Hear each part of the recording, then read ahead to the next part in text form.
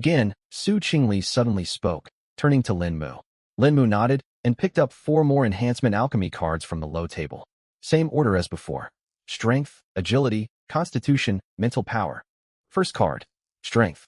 Strength +1. Favor. Rate critical triggered. Current bonded contact target. Chun-Lu. Favorability. 67. Critical multiplier this roll. 33 times random. Strength +33. Strength. 189 222. Second card. Agility. Agility +1. Favor. Rate critical triggered. Current bonded contact target. Chun-Lu. Favorability. 67. Critical multiplier this roll. 36 times random. Agility +36. Agility. 182 218. Third card. Constitution. Constitution +1. Favor. Rate critical triggered. Current bonded contact target. Chun-Lu. Favorability. 67. Critical multiplier this roll. 25 times random. Constitution +25. Constitution. 207 232. Fourth card. Mental Power. Mental Power +1. Favor. Rate critical triggered. Current bonded contact target. Chun-Lu. Favorability. 67. Critical multiplier this roll. 20 times random. Mental Power +20. Mental Power. 194 214. Another 4 enhancement alchemy cards were used up, and the numbers on Lin Mu's panel surged wildly. Player. Lin Mu. Level. LV.36. Strength. 222. Agility. 218. Constitution. 232. Mental Power. 214. Strength. 222. Agility. 218. Constitution. 232. Mental Power. 214. With each number she read out, Chun-Lu slapped Lin Mu's thigh hard. By the last stat value, her palm was bright red, yet she paid it no mind. With Azura's blessing doubling all stats, that's Strength 444, Agility 436, Constitution 464, Mental Power 428. Wan Wantong had already calculated the boosted values for Lin Mu. After reciting those figures, she fell silent for a short moment and shook her head gently. 460, for Constitution. Su Qingli repeated the number. Her gaze toward Lin Mu was as if she were observing a being that ought not to exist in this world. With that Constitution value, even if I struck you with my full, powered sword, Art Strike, I might not even break your skin, Su Qingli said in a complicated tone. That might not hold true. Your sword Heart Clarity is an S-rank talent. Your sword, Qi, multiplies in power. We can't judge purely by raw stats, Lin Mu said with a smile. We can test it later, Su Qingli replied earnestly. Test what? No testing. Sister Su, what if you hurt Senior? Chun-Lu instantly sprang up from Lin Mu's lap, spread her arms, and stood firmly in front of him like a hen guarding her chicks. He won't get hurt, Su Qingli stated with unshakable certainty. Still no testing. Chun-Lu refused to give an inch.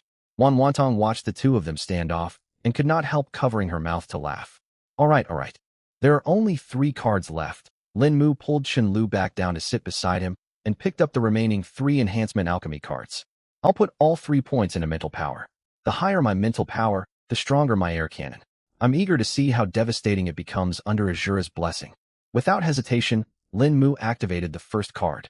Mental Power +1. Favor. Rate critical triggered. Current bonded contact target. Chun-Lu. Favorability. 67. Critical multiplier this roll. 32 times random. Mental Power +32. Mental Power. 214 246. Second card. Mental Power +1. Favor. Rate critical triggered. Current bonded contact target. Chun-Lu. Favorability. 67. Critical multiplier this roll. 21 times random. Mental Power +21. Mental Power. 246 267. Third card. Mental Power +1. Favor. Rate critical triggered. Current bonded contact target. Chun-Lu. Favorability. 67. Critical multiplier this roll. 27 times random. Mental Power +27. Mental Power. 267 294. All 3 final enhancement alchemy cards were consumed. Lin Mu slowly exhaled. He could feel surging, roiling mental power within his consciousness, brimming so full it threatened to spill over. 290, 4 points, almost 300. Chun-Lu exclaimed in awe. 290, 4 mental power. Under Azura's blessing that jumps to 588. At this level of mental power, his air cannon would strike with firepower comparable to a heavy cruise missile. Wan Wantong pushed up her glasses, disbelief audible in her voice. The stat boosting session came to an end. A sense of deep satisfaction filled the carriage, as though everyone had feasted on abundant attribute points. Chen-Lu hopped down, stretched her arms, her big eyes darting around. Suddenly, she clapped her hands. Hey, senior. Last mission we ate hot pot. Should we try something different this time? How about barbecue? She strode toward the refrigerator, her pleated skirt swaying with every step and her twin ponytails bouncing behind her. Hot pot last time, barbecue this time. A change of flavor sounds good. Wan Wantong was the first to nod, obvious anticipation in her tone. Su Qingli gave no direct answer, yet her gaze drifted away from the holographic screen toward the refrigerator. Barbecue it is. We've got plenty of meat on board. Can't let it go to waste. Lin Mu stood up from the carpet and stretched his limbs. 11 enhancement alchemy cards in a row had gone smoothly, yet the constant flood of power coursing through his body had kept him tense. Now he needed to unwind.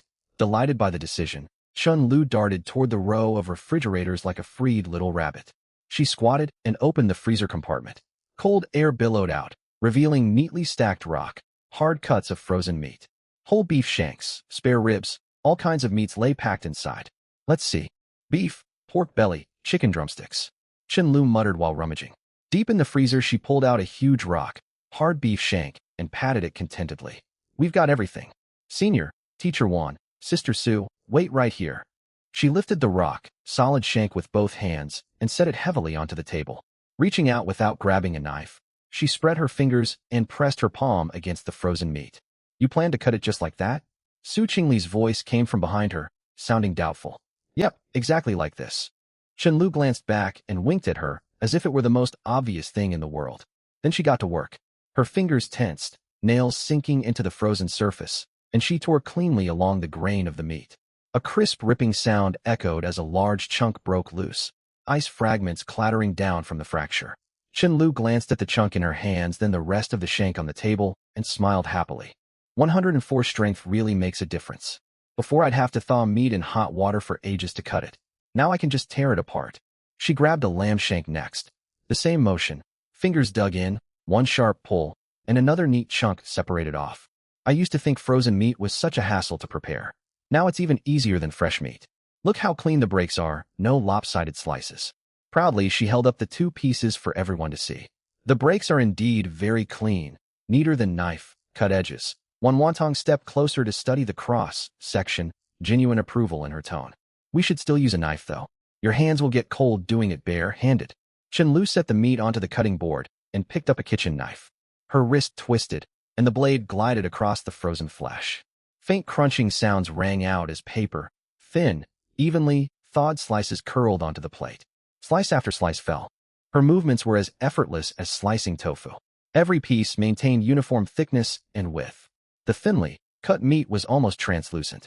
When dipped in water, it thawed quickly, revealing clear pink muscle grain. When did you learn to cut like this? Wan Wantong sat down opposite her, arranging finished slices neatly onto plates while asking curiously. I'm lazy about cooking most days, but I do like making tasty food for myself now and then. Chen-Lu never paused her chopping. Hot pot and barbecue are the easiest things I know. Hot pot is just boiling broth. Barbecue is slicing, marinating, and grilling. No tricky heat control like stir, frying. Super simple. You make your own marinade too? Wan Wanong asked again. Of course. Store-bought barbecue sauce can't compare to homemade. Finished slicing, Chen-Lu set down her knife and fetched a whole row of condiment bottles from the shelf. Soy sauce, oyster sauce, cooking wine, sugar, ground pepper, chili powder, cumin powder. Skillfully, she poured them into a large bowl following her secret recipe, murmuring to herself the whole time. 3 spoonfuls soy sauce, 1 oyster sauce, 2 cooking wine, half a spoon sugar, pepper, chili, and cumin to taste, and to taste means however I feel. She added 2 big scoops of chili powder, thought it was not enough, and dumped in 1 more, before stirring thoroughly. Done. Let it marinate for 20 minutes. It'll taste amazing, way better than street-stall barbecue. She dumped all the sliced meat into the marinade bowl and mixed thoroughly by hand, coating every piece with sauce. I didn't expect you to be so good at marinating meat. Su Qingli had walked over to the table and looked down at the bowl of meat. Naturally, my marinades are incredible. You'll all see soon enough. Chen-Lu clapped sauce, stained hands, and winked at Su Qingli. Sister Su, did you ever have barbecues on set when you were filming? Never. Filming schedules leave little spare time. After wrapping for the day, all I wanted was sleep, Su Qingli replied plainly. That's such a shame. Barbecue is one of life's great joys. Chen-Lu shook her head, her twin ponytails swaying. 20 minutes slipped by. The meat had fully soaked up the rich sauce and glistened brightly. Wantong had already set up an electric grill pan over the induction cooker, brushed it with a thin layer of oil, and it sizzled gently as it heated. All right, everyone, time to grill. First batch is beef. Chen-Lu carried over the bowl of marinated meat and spread a full layer across the hot pan. The instant meat hit the scorching metal, a wonderful sizzling sound filled the air. Savory grilled meat and caramelized sauce aroma drifted through the whole carriage. Chen-Lu flipped slices back and forth with tongs, quick and deft. It's cooked. Senior gets the first piece. She placed a grilled beef slice into Lin Mu's bowl, then served herself one, blew on it briefly, and bit down. Delicious. I really am a genius. She squinted happily, her cheeks stuffed like a hamster. Wantong picked up a slightly charred slice of pork belly, dipped it in dry spice mix, and chewed slowly. Her eyes lit up. It really is wonderful. Lulu, you could open a restaurant with this skill.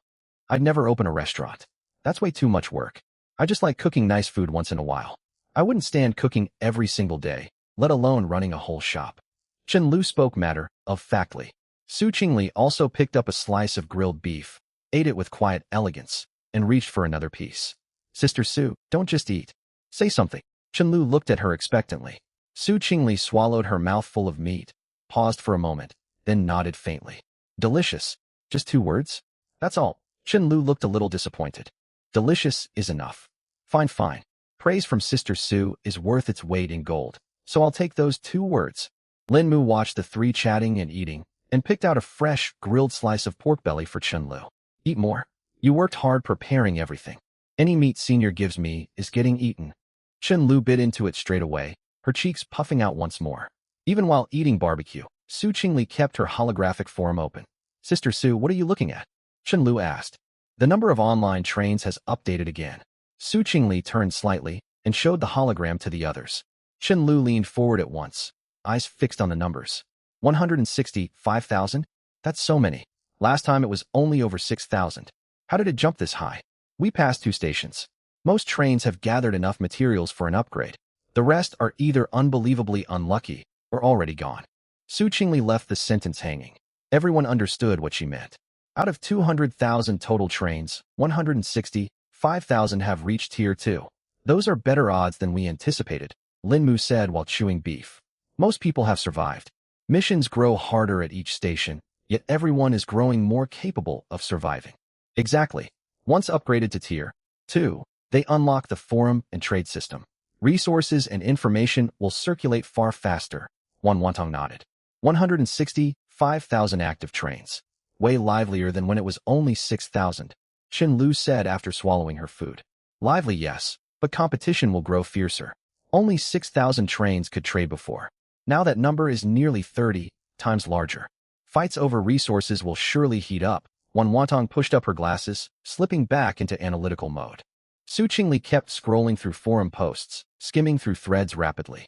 Discussions about our faction train are still going strong. Also, many threads are talking about the 100 Zone Championship. The 100 Zone Championship? Is there new information? Chen-Lu perked up immediately. No official rules have been released yet. Players are guessing whether it will be team combat or individual duels. Some threads mention special rules, that it might not be pure combat strength alone that decides outcomes. Su Qingli read out several hot post titles. Hearing the mention of special rules, Chen-Lu set down her chopsticks, planted both hands on her knees, and looked intently at Lin Mu. Senior, what do you think the 100 Zone Championship will be like? Lin Mu served the last remaining grilled meat onto everyone's plates before speaking calmly. No matter what format they use, with our strength we stand a solid chance. You're right. We'll cross every bridge when we come to it. Fight whatever comes our way.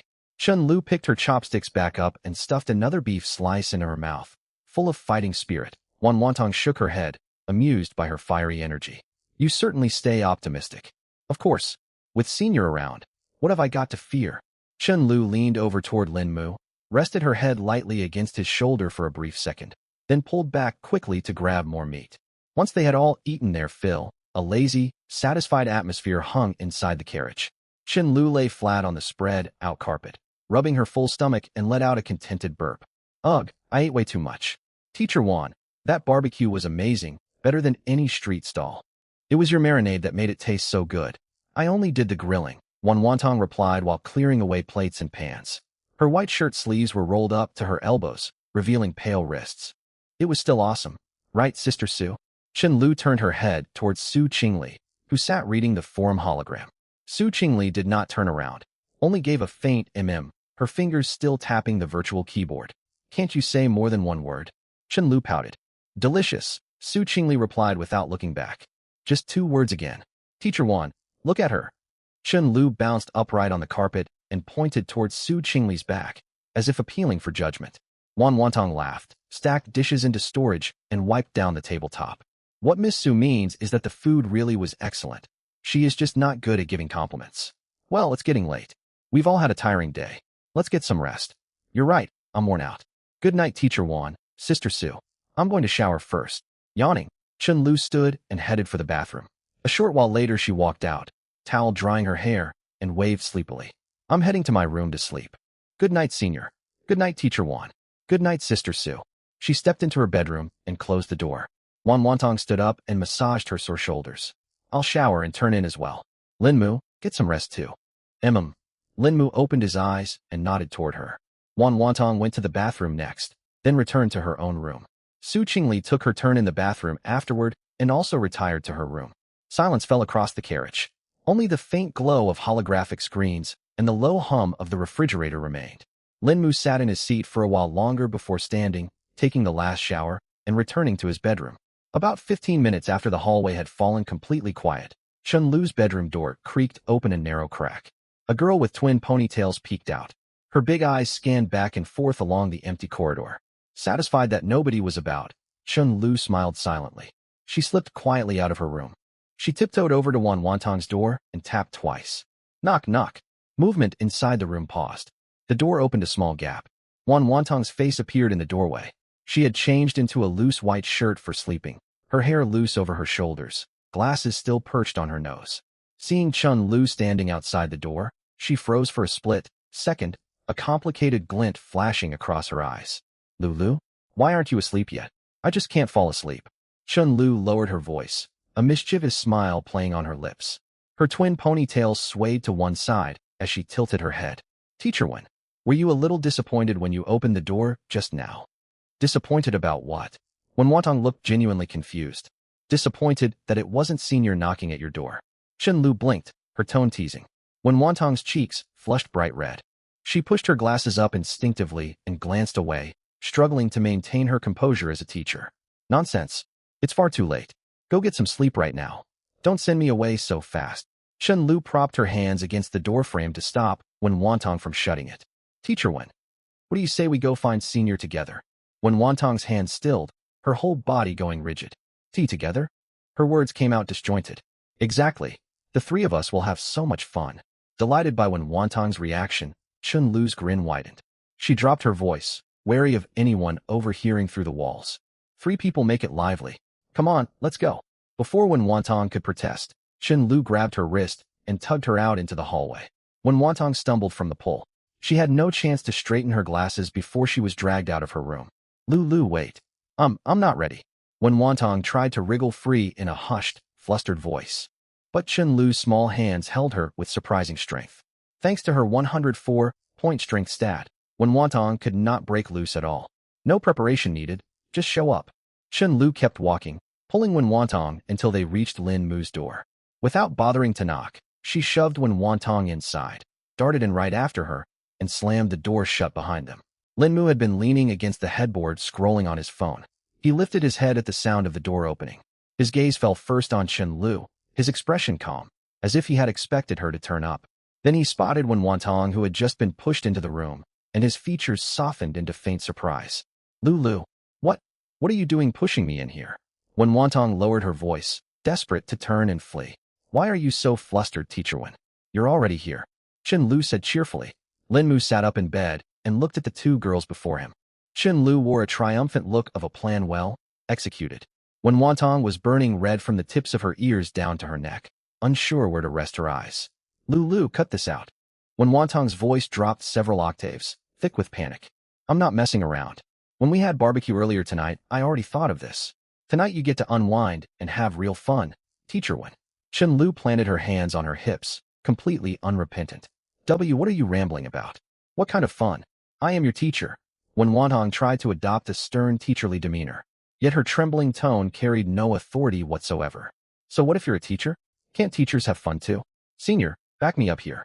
Chen Lu spun toward Lin Mu, her big eyes glinting with mischief. Lin Mu realized any reply would land him in trouble, so he stayed silent. Chen Lu did not mind his lack of response. She pulled out her phone and tapped rapidly across the screen. Soon an upbeat, catchy backing track filled the quiet room. All right, Teacher Wen, watch and learn. Chen Lu got into position. Dressed in her JK top and pleated skirt, her twin ponytails bounced behind her. Every movement carried precise, graceful force. She danced playfully, her moves light and expressive. Watching Chen Lu dance, Wen Wantong grew utterly flustered. She wanted to cover her eyes, but thought that would look overly dramatic. She wanted to run away, yet her feet refused to move. Come on, Teacher Wen, join me. Chen Lu finished a few steps and walked over to take her hands. I can't. I truly don't know how. Wen Wantong shook her head frantically, close to tears. It's easy. Just copy what I do. Chen Lu took her by the hands and led her toward the center of the room. Helplessly pulled into the middle of the space, Wen Wantong stood there, at a total loss. Chen Lu started dancing again, signaling for Wen Wantong to follow along with her eyes. Wen Wantong bit her lower lip, hesitated for a long moment, then stiffly moved her shoulders. That's it. Exactly. You've got really good coordination, Teacher Wen. Chen Lu praised her right away. Encouraged, Wen Wantong loosened up a little. She followed Chen Lu's rhythm. Her movements remained awkward and reserved, but far better than before.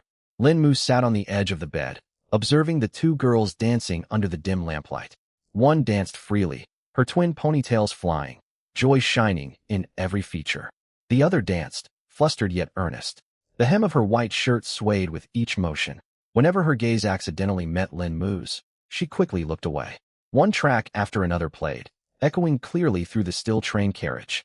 In the next room, Su Qingli lay in bed staring up at the ceiling, countless emotions flickering across her face. Her passive sound hearing skill was active, picking up every sound drifting over from the neighboring room with perfect clarity. That troublemaker Chen Lu was playing that music again, Su Qingli thought to herself in exasperation. Then she heard Wen Wantong's voice, broken in places, her flustered tone easily discernible even through the wall. Su Qingli rolled over and pulled the covers over her head. It was useless. The sound still drifted straight into her ears. She rolled over once more and pressed a pillow over her face. Still no good. When Wantong was actually joining in, Su Qingli mused. She was not sure whether to admire Chen Lu's power to persuade or feel sorry for how easily flustered Wen Wantong got. Then she heard Wen Wantong's breath grow quicker. That little troublemaker Chen Lu, Su Qingli grumbled internally again. She tried to distract herself by replaying the day's battles in her mind. But every thought was shattered by the noises seeping through the wall. Su Qingli, you really ought to get a hold of yourself. She kept repeating that in her head, trying to quiet the vivid images forming in her imagination. It did no good. Never before had she resented her own vivid imagination so deeply. After what felt like ages, the noises from next door died down.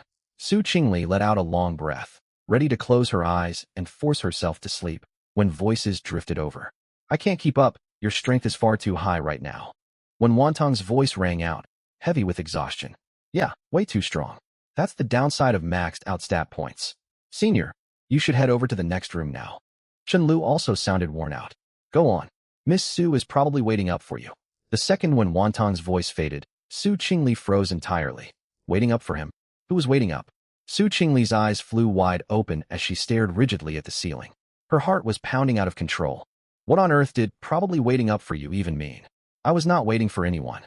She pricked up her ears, straining to catch every sound from next door. Footsteps sounded, followed by the creak of a door opening. Steps echoed down the corridor, drawing closer and closer. They stopped right outside Su Qingli's door. Su Qingli shot upright in bed like a cat, whose tail had been stepped on. She glanced down at her traditional, style dress, then stole a look at the small mirror on her vanity. Her hair was loose, passable, not too messy. Her cheeks were flushed, hopefully not obviously so. Should she change her clothes? No, stop thinking these ridiculous thoughts.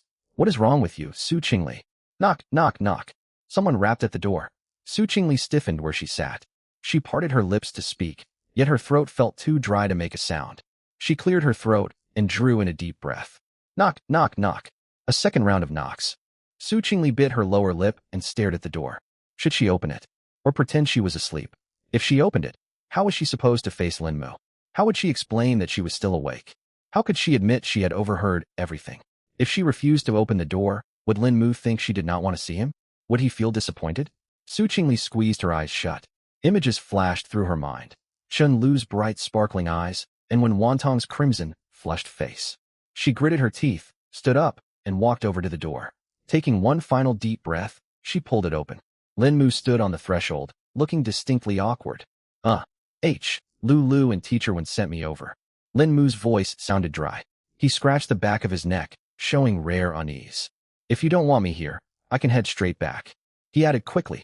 Su Qingli looked at him, at his faintly furrowed brows in the dim corridor light, and how his gaze drifted away out of embarrassment. Then she stepped sideways, clearing the doorway. Come in. Her voice sounded far calmer than she expected, though her hands hanging at her sides trembled faintly. Linmu blinked in surprise and stepped inside. Su Qingli closed the door and leaned back against it. She stared at Linmu's back, her heart hammering hard against her ribcage. Chen Lu's earlier words echoed in her thoughts. When girls like someone, they take the initiative. Su Qingli cursed Chen Lu silently in her mind. Really, if this makes you uncomfortable, I can honestly leave. Linmu spoke first, his voice lowered. Su Qingli lifted her eyes. Her usual cool, aloof gaze glistened softly under the lamplight. She said nothing, only shook her head and took one step forward.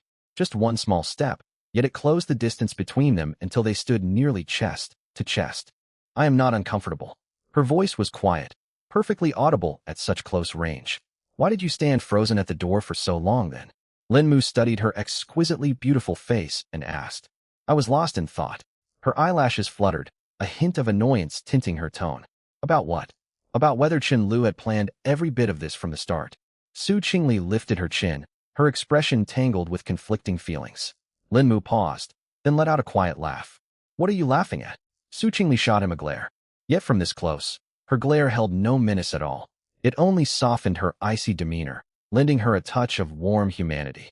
I'm laughing at the fact you guessed every part of it, and still opened the door for me. Linmu's tone held quiet sincerity. Su Qingli fell silent.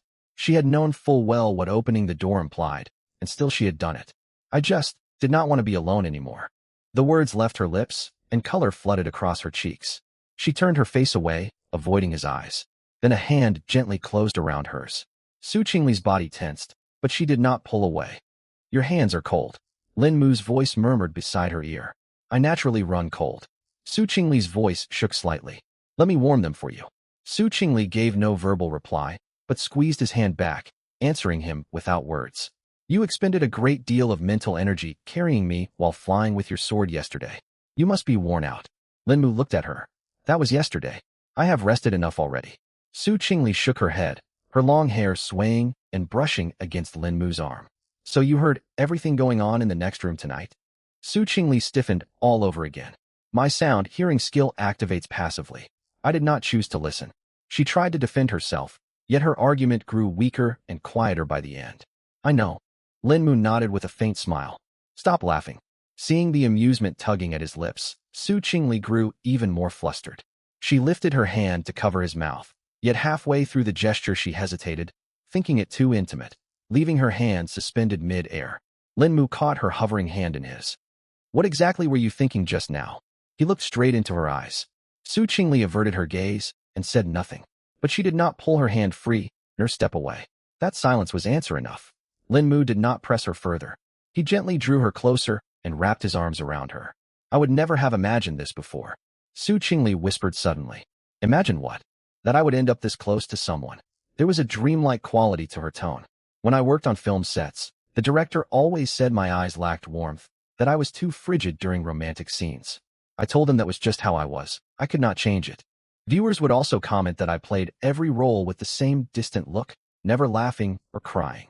You blush quite easily now, though. Linmu remarked casually. Su Qingli lifted her head off his shoulder at once and shot him another sharp look. Linmu wisely fell quiet, unable to smother the amusement in his eyes. Seeing his expression, Su Qingli forgot whatever retort she had planned. She rested her head back against his shoulder, this time leaning into him more naturally. You are right. I really do blush all the time these days. That never happened once on set. But ever since I met you, and Chun Lu started spouting nonsense, and Teacher Wen joined in with all this silliness. My cheeks no longer seemed to belong to me. There was exasperation in her voice, but underlying it lay a softness she had not noticed herself. That is a good thing, Lin Mu said. How so? The cold, aloof Su Qingli is for the world to see. The blushing Su Qingli is only for me, he stated plainly. Su Qingli stayed quiet for several heartbeats, then breathed one short word. Silly. Still, she did not deny it. Did you ever film romantic intimate scenes back when you were acting? Lin Mu asked out of the blue. Su Qingli tilted her head and gave him a knowing glance. No, I never accepted those kinds of roles. Then perhaps we can experience something genuine together, Lin Mu said. Su Qingli said nothing and nipped lightly at his shoulder in retort. It stung a little.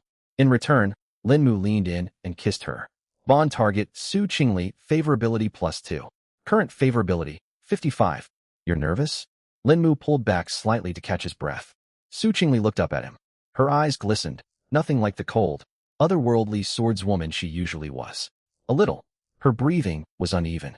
What does it feel like? Lin Mu asked. I cannot put it into words, but I finally understand why I could never pull off those romantic scenes the director wanted. Su Qingli brushed her fingertips over her lips, as if confirming what had just occurred was real, because you had never truly felt those emotions before. Lin Mu finished for her. Su Qingli nodded faintly, then lifted her arms and looped them around his neck of her own accord. Then, kiss me again. Lin Mu had no reason to refuse. Bond target, Su Qingli, favorability +5. Current favorability, 60. Night deepened, and the train carriage traveled silently through the dark mist. The next morning when Lin Mu opened his eyes, Su Qingli lay beside him, her head resting on his arm, her long hair spread across the pillow. Lin Mu kept still and watched her quietly until her eyelashes fluttered and she woke. Their gazes met instantly. Good morning, Lin Mu said. Good morning. Su Qingli's voice was softer than usual. Soon enough her usual cool composure returned, though it carried an obvious note of feigned detachment. You need to step out so I can get changed. All right. Lin Mu got up and left. When he stepped out of Su Qingli's room, the smell of cooking food drifted through the carriage. When Wantong stood by the induction cooker, the cuffs of her white shirt rolled up to her forearms, holding a spatula as she fried food. She heard his footsteps and turned around. A meaningful smile tugged at her lips when she saw Lin Mu. You're awake. Did you sleep well last night? Her voice stayed gentle, yet Lin Mu sensed hidden amusement beneath it. It was fine, Lin Mu replied with a straight face. Just fine. Chun Lu poked her head out from behind Wen Wantong, her twin ponytails bouncing, eyes sparkling with amusement. You are being far too modest, senior. Lin Mu was about to reply when the door clicked open once more behind him. Su Qingli walked out, looking as cool and collected as ever. If one ignored the brief pause in her step upon seeing Wen Wantong and Chun Lu. Good morning, Sister Su. Chun Lu hopped out from behind Wen Wantong at once and waved cheerfully. Good morning. Su Qingli replied evenly. She walked over to the low table and sat down, picked up a glass of warm water, and sipped it gracefully. Her whole demeanor was poised and dignified, as though nothing out of the ordinary had happened the night before. But Chun Lu had no intention of letting her get away with it so easily. Sister Su. Chun Lu leaned close to her, resting her chin in her hands and blinking wide eyes at her. Your favor, ability went up 7 whole points last night. Chun Lu kept her voice low, yet every person in the carriage heard her perfectly clearly. Su Qingli's fingers holding the water cup trembled slightly. The water inside rippled, only to settle back into calm a moment later. Is that so? Her voice was flat, as though she were speaking of something that had nothing to do with her. It went up 7 points overnight. How impressive. Chun Lu went on, still wearing a bright smile. She deliberately dragged out the words, overnight, with sharp emphasis. Su Qingli said nothing and kept drinking. Sister Su, your cup has been empty for a long time. Chun Lu reminded her kindly. Su Qingli glanced down at the cup in her hand, then set it back on the table with a blank expression. I'm going to help get breakfast ready. She stood up then, her tone still cool and detached, and walked toward the induction cooker where Wan Wantong was. Her steps remained composed, her sleeves flowing gracefully as she moved. 3 steps in, however, she realized she had walked in the wrong direction. She froze in place for 1 second, then turned around without the slightest change in her expression and headed the correct way. Chun Lu leaned over the low table, watching the whole scene, laughing so hard her twin tails shook. Over by the induction cooker, Wan Wantong also wore a faint smile. She slid a freshly fried egg onto a plate and held it out to Su Qingli. Carry this over to the table for me. Su Qingli reached out to take the plate, but her grip slipped. The plate slid out of her hands, only to be snatched back in the nick of time by Wan Wantong. Careful! Wan Wantong placed the plate back into Su Qingli's palms, barely holding back amusement in her voice. Thank you. Su Qingli's tone stayed the same, yet the tips of her ears had quietly flushed pink. Dropping a plate was something that had never happened to her before. Chen Lu was now doubled over on the table, her shoulders shaking with suppressed laughter. Lu, stop laughing, Wan Wantong chided her. I'm not laughing. Chen Lu sat straight again, rubbing her sore cheeks hard and forcing a serious look onto her face. But her big eyes, crinkled into crescent moons, gave her away. By then Su Qingli had carried the fried egg back to the low table. Sister Su. Chen Lu leaned in once more. What is it? Su Qingli's gaze fell on the fried egg on the plate. You look really nice today. Chen Lu sounded utterly sincere. I look like this every day. Su Qingli turned to look at her, her tone unruffled. No, you're extra pretty today. Your complexion is glowing and your eyes are brighter than usual. It definitely isn't just because you slept well last night. Chen Lu shook her head, her twin tails swaying back and forth. I'm going to wash up. Su Qingli stood up. Quit teasing her. Wan Wantong tapped Chen Lu on the forehead. I'm not teasing her. I mean it. Sister Su really does look better today. And so do you, Teacher Wan. Chen Lu retorted righteously, tossing in a compliment for Wan Wantong as well. Do I now? Wan Wantong shook her head with a laugh.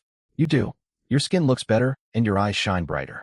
You must have had a wonderful time dancing with the senior last night, Chen Lu analyzed earnestly. Wan Wantong's face flushed red at once. She stuffed a slice of toast into Chen Lu's mouth. Eat your food and be quiet. Chen Lu bit down on the toast, her cheeks puffed out, yet her big eyes still curved into crescents, plainly showing the smug thought, I know everything. Lin Mu and Su Qingli returned to the low table one after another after washing up and sat down. The table was already laden with breakfast, fried eggs, toast, several side dishes, and fruit. A full cup of water had been set in front of Su Qingli. Her expression had returned to its usual poised calm, as if none of what had just happened had taken place.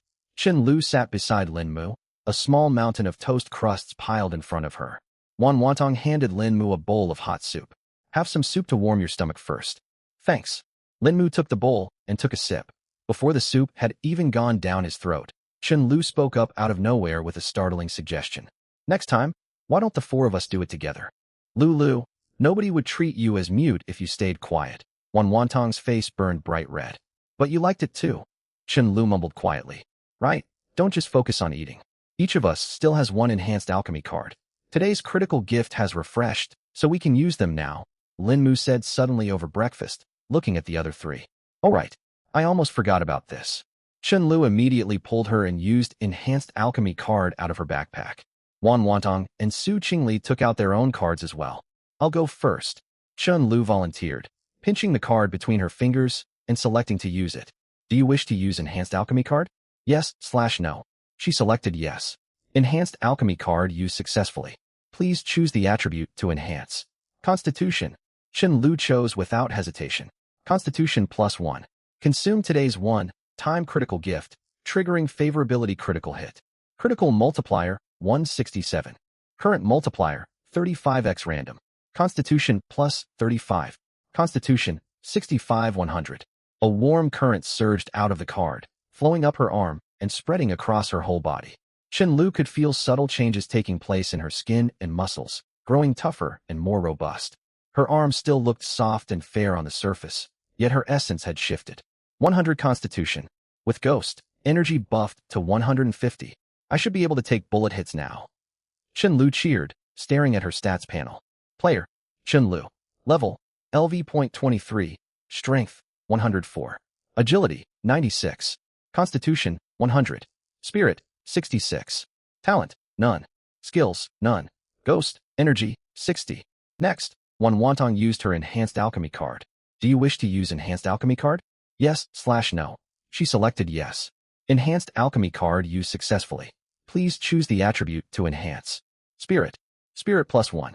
Consume today's 1-time critical gift, triggering favorability critical hit. Critical multiplier, 162. Current multiplier, 30x random. Spirit +30. Spirit, 151-181.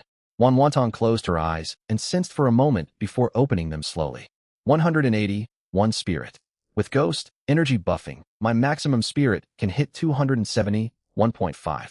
Air gun will be far more powerful now, Wan Wantong said in her usual precise tone. Sister Su, your turn. Chen Lu turned eagerly towards Su Qingli. Su Qingli activated her card calmly. Do you wish to use Enhanced Alchemy card? Yes/no. She selected yes. Enhanced Alchemy card used successfully. Please choose the attribute to enhance. Spirit. Spirit +1. Consume today's 1-time critical gift, triggering favorability critical hit. Critical multiplier, 160. Current multiplier, 35x random. Spirit plus 35. Spirit, 120-155. Player, Su Qingli. Level, LV.10. Strength, 24. Agility, 25. Constitution, 26. Spirit, 155. Talent, Sword Heart Clarity S. Rank. Skills, Listen to the Wind D. Rank. The silver sword heart in her dantian trembled the instant spirit power flooded into it, the light swirling across its blade growing brighter. Su Qingli could feel her bond with her flying sword grow tighter, and the energy cost for sword flight would drop accordingly. 155 spirit. Next time you fly carrying people, it won't wear you out so badly. Chen Lu analyzed excitedly beside her. A faint smile tugged at Su Qingli's lips, and she gently patted Chen Lu on the head. Let's recap. Lin Mu clapped his hands, drawing the other three's attention back to him. Our base stats right now. All my attributes sit above 200. Lu has Strength 104, Agility 96, Constitution 100, Spirit 66. Teacher 1 has Spirit 181. Fairy Su has Spirit 155. Right? We are insanely strong now. Chen Lu declared with brash confidence. At that moment, the emotionless mechanical voice echoed inside the carriage once more. 100 Zone Championship is about to begin. 100 Zone Championship rules are as follows. For this championship, each of the 100 zones will send their 3 strongest trains to compete, for a total of 300 trains taking part. This competition is not fought between the 300 trains. It adopts a faction versus faction format. Earth faction, 300 trains, fighting on behalf of Earth civilization. Void, Demon faction, 300 trains, fighting on behalf of Void, Demon civilization. Faction warfare? Chen Lu blinked and blurted out in surprise. The light screen refreshed with new text. Each side will draw a random subset of trains to fight one another. Trains earn points based on their performance in combat. The train with the highest total points becomes the overall champion. The civilization it represents wins the war. Special notice. A defeated civilization loses its right to survive. All players from that civilization already inside the train game will be fully erased.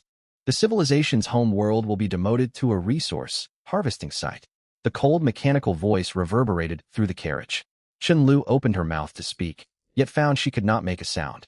Wan Wantong froze mid-motion as she reached for her glasses, her eyes widening behind the lenses. Su Qingli pressed her lips tightly together, rare weight settling over her features. That makes sense. Remember what that security officer told us. Lin Mu stared at the words on the light screen. Our world was selected by the train game once before. Our civilization lost in the train game, and our world became a resource harvesting site ever since. I curse you. I curse your world will end up the same way. Chen Lu took a deep breath and turned toward Lin Mu. Senior, is that what happened to the world of the mobile cities? Was it demoted into a resource harvesting site like that? Lin Mu's gaze stayed fixed on the light screen as he nodded. Most likely. I could not understand before how a world that once had contestants in the train game could end up in that state. Now it is clear. They took part in a civilization-level contest just like this 100-zone championship. They lost. Every player was erased, and their whole world turned into a resource harvesting site.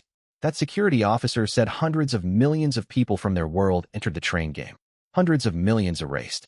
Civilization fell into wasteland ruin, leaving only a handful of mobile cities scraping by across the barren lands, Su Qingli said, her tone heavy in a way seldom seen. So this is no ordinary match. It is a life and death war between two civilizations. If we lose, we will not only be erased ourselves. Every Earth origin player will die, and Earth will become another blood fog wasteland, Wan Wantong said gravely. While the group talked, the public chat channel had descended into total chaos. People had been chatting enthusiastically about the family number seizing the Iron Ridge City Council and praising Sister Lu for taking down Zhao Hao single-handedly. The moment the 100-zone championship rules were released, All gossip and banter vanished in an instant. What does this mean? The defeated civilization loses its right to survive. All players erased. This is just a contest between 300 trains. What does it have to do with the rest of us? Read it literally. If Earth's 300 trains lose, we all die. This is no joke, no drill. Real death. I'm only level 5. I barely got pulled into the train game, and I get erased for a contest I have zero part in? How is that fair? Tough luck. You were born on Earth. That's total garbage. This lousy train game abducts people, and now it wants collective punishment? Why should the fate of 300 trains decide life or death for everyone else? What good does yelling do?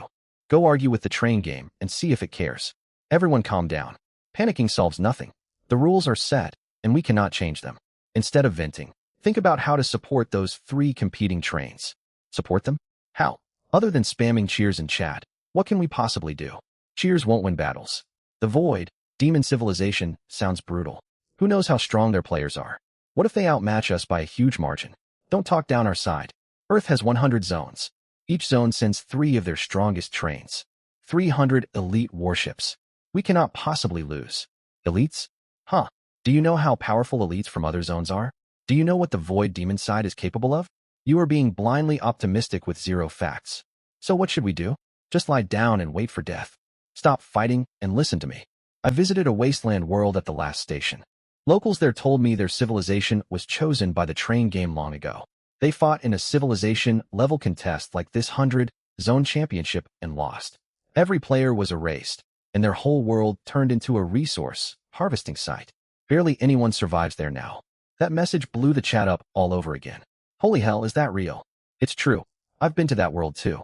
I heard the exact same stories. Hundreds of millions erased. An entire world reduced to a resource harvesting ground. This is pure nightmare material. This is no prank. If we lose, Earth will become just like that place. Our families, friends, everyone still back home will end up suffering that fate. My parents are waiting for me back home. What will happen to them if Earth gets turned into a resource harvesting site? Please stop. I'm going to cry reading this. Crying changes nothing. Tears won't make those 300 trains stronger. Isn't family number the top of Zone 67? Didn't they take over Iron Ridge City's council? Didn't Sister Lu defeat Zhao Hao from Godslayer number all by herself? With family number on our side, we should be fine, right? That line was like a stone tossed into a lake, stirring up wave after wave of replies. Right? Family number is insanely strong. Sister Lu alone crushed the second-rank Godslayer number. There is that lady in black who blew up armored vehicles with a gesture. And the sword, Flying Beauty. Not only family number. All villains number is terrifying too. Those 3 muscular fighters coordinate perfectly alongside family number. And listen, to the win number and Phoenix number. They have cooperated with family number before and rank very high. The 3 trains Zone 67 sends out will stand against any other zone. Exactly. Think about it. Zhao Hao, that man with A rank talent, could not even fight back against Sister Lu. That proves family number far outclasses ordinary A rank talent users.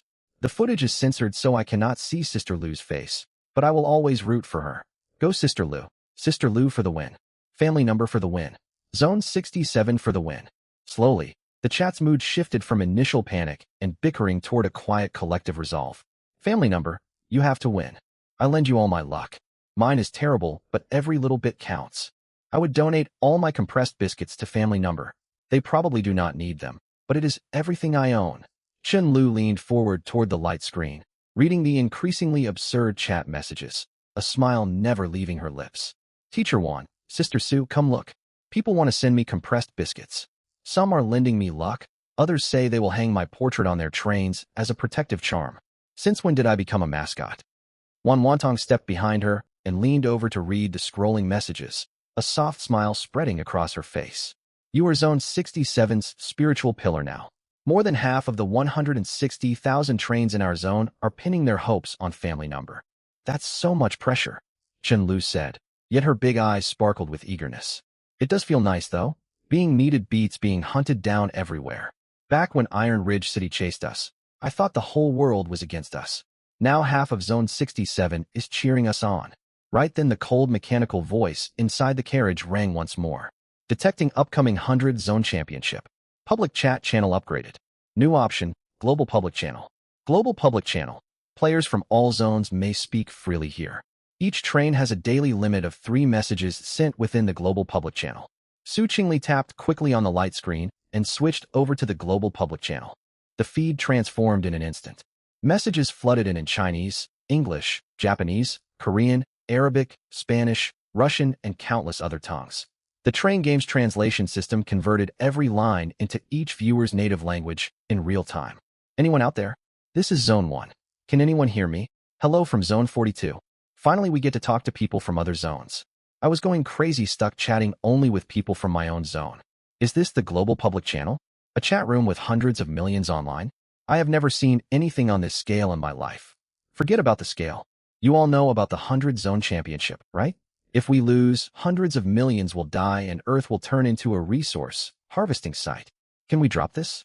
I'd finally managed to forget how terrified I was just now, and you just dragged all that fear right back up. We can't just forget about it. This is a matter of life and death. Speaking of which, who do you guys think has the strongest team in the 100-region championship? It's definitely us from Region 3. Our top player is Thunderlord. His captain wields the S-tier talent Wrath of Thunder, able to summon lightning. No one in the whole Region 3 can survive a single strike from him. So what if it's an S-tier talent? Our top player from Region 17 also has an S-tier talent, Iron Body. His constitution stat is so high even armor, piercing bullets can't pierce through him. What good's high constitution if you can't land a hit?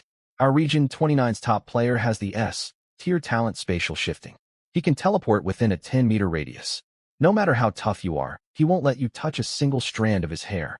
When it comes to S-tier talents, the top player from Region 55 is the most outrageous of all.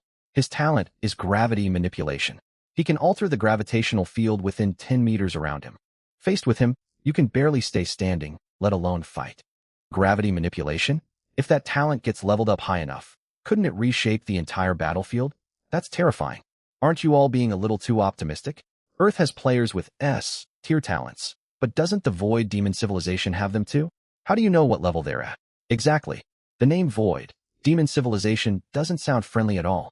Maybe S-tier talents are commonplace over there, and A-tier talents are nothing special. Can you stop pouring cold water on everything? We'd finally built up some confidence, and you have to go and shatter it. I'm not pouring cold water. I'm just being realistic. The most frightening kind of enemy is the unknown one. We don't even know what they look like, so how can we be so certain we'll win? It's precisely because we don't know that we need confidence. Earth has 100 regions, 300 top-tier trains, each crewed by battle-hardened elites. Why wouldn't we stand a chance against some civilization we've barely heard of? You're right. Earth will prevail. Earth will prevail. Earth will prevail. Messages flew across the global public channel at breakneck speed. Posts in countless languages mixed with translated labels streamed densely across the light screen. Chun-Lu leaned over the light screen, propping her chin in both hands, her big eyes fixed unblinkingly on the rapidly scrolling text. Senior, Teacher 1, Sister Sue, look. These people are really talking big, she called out without turning her head toward the people behind her. Sum up the notable strong players, Lin Mu said. Let me do it, let me. Chun-Lu stretched out a finger and pointed at the light screen. Thunderlord from Region 3. His captain's S-tier talent is Wrath of Thunder, capable of summoning lightning. Sounds intimidating, though I wonder if he lives up to it in actual combat. As she spoke, Chun-Lu marked the entry on the light screen. Iron Body from Region 17. His constitution is supposedly so high armor, piercing bullets can't get through. That's somewhat similar to you, Senior. But your constitution is 232. With Azura's buff, it hits 464. How many constitution points does it take to shrug off armor, piercing bullets? He never posted his stat panel. Who knows if he's just boasting? Chun-Lu read the next entry, tilting her head as she thought. Spatial Shifting from Region 29. Short, range teleportation within 10 meters. That ability is troublesome. Teleportation means you can't hit him, but it also makes him hard to catch when he tries to run. Chun-Lu frowned reading this part. Theoretically, an ability like Spatial Shifting should have a cooldown or heavy mental power consumption. Unlimited teleportation wouldn't qualify as merely S-tier, it would be SSS-tier. As long as we figure out its usage patterns, countering him won't be too difficult, one Wantong mused. You're absolutely right, Teacher 1. No skill is without flaws. Take Xiao Hao's Blood Moon Slash, for example. It only has a 3-meter range and is painfully slow. I could toy with him easily. Chun-Lu nodded vigorously in agreement. Gravity manipulation from Region 55. Alters the gravitational field within 10 meters around him. This one will be tricky. Once his gravity field activates, our charge speed will definitely suffer. Why charge in at all? Just use long-range attacks, Su Qingli said calmly. Alright, long-range attacks. Realization dawned on Shenlu. She scrolled further on the light screen and read off several more names. One who could manipulate flames, another who could summon frost. With every name she read, Wen Wantong and Su Qingli analyzed its strengths and weaknesses, while Lin Mu occasionally interjected with counter-tactics. Eventually Chun Lu closed the light screen, flopped forward onto the low table, and sighed. At the end of the day, these S-tier talents sound impressive, but once you break them down, none seem truly unbeatable. Talent is only a foundation. True combat power comes from the combination of stats, skills, and real-world battle experience. These people may have fine talents, yet we know nothing about their levels or stats. Even with identical talents, a high-level user and a low-level user will have wildly different fighting capabilities, Wen Wantong said in a steady tone. That's correct. Moreover, theoretically all these people are our allies. In a civilization versus civilization conflict, we stand on the same side. Su Qingli nodded slightly. Allies, huh? That's true in theory, but we can't let our guard down. Sometimes incompetent allies are more dangerous than formidable foes. I don't want to get dragged down by someone else's mistakes. Shenlu tilted her head. True. Even though cooperation is expected within the same faction in this conflict, we can never read other people's minds. If we end up teamed with self-serving teams, miscooperation will only drag everyone down. Proper vigilance is necessary, Wen Wantong concurred. I agree. On the battlefield, the deadliest threat is not the enemy facing you head-on, but the stab coming from behind. Su Qingli agreed as well. Exactly. We must stay watchful. We'll play it by ear when the time comes. If our allies are reliable, we fight alongside them. If not, we fight separately. And I wouldn't mind eliminating them if necessary, Lin Mu concluded. Exactly. With you here, senior, we meet force with force. Cut down anyone who comes our way. Shenlu exclaimed. Right then, a cold mechanical voice inside the carriage cut through their discussion. Next, station information for train family. Vessel has updated. The light screen lit up automatically, several lines of text slowly appearing.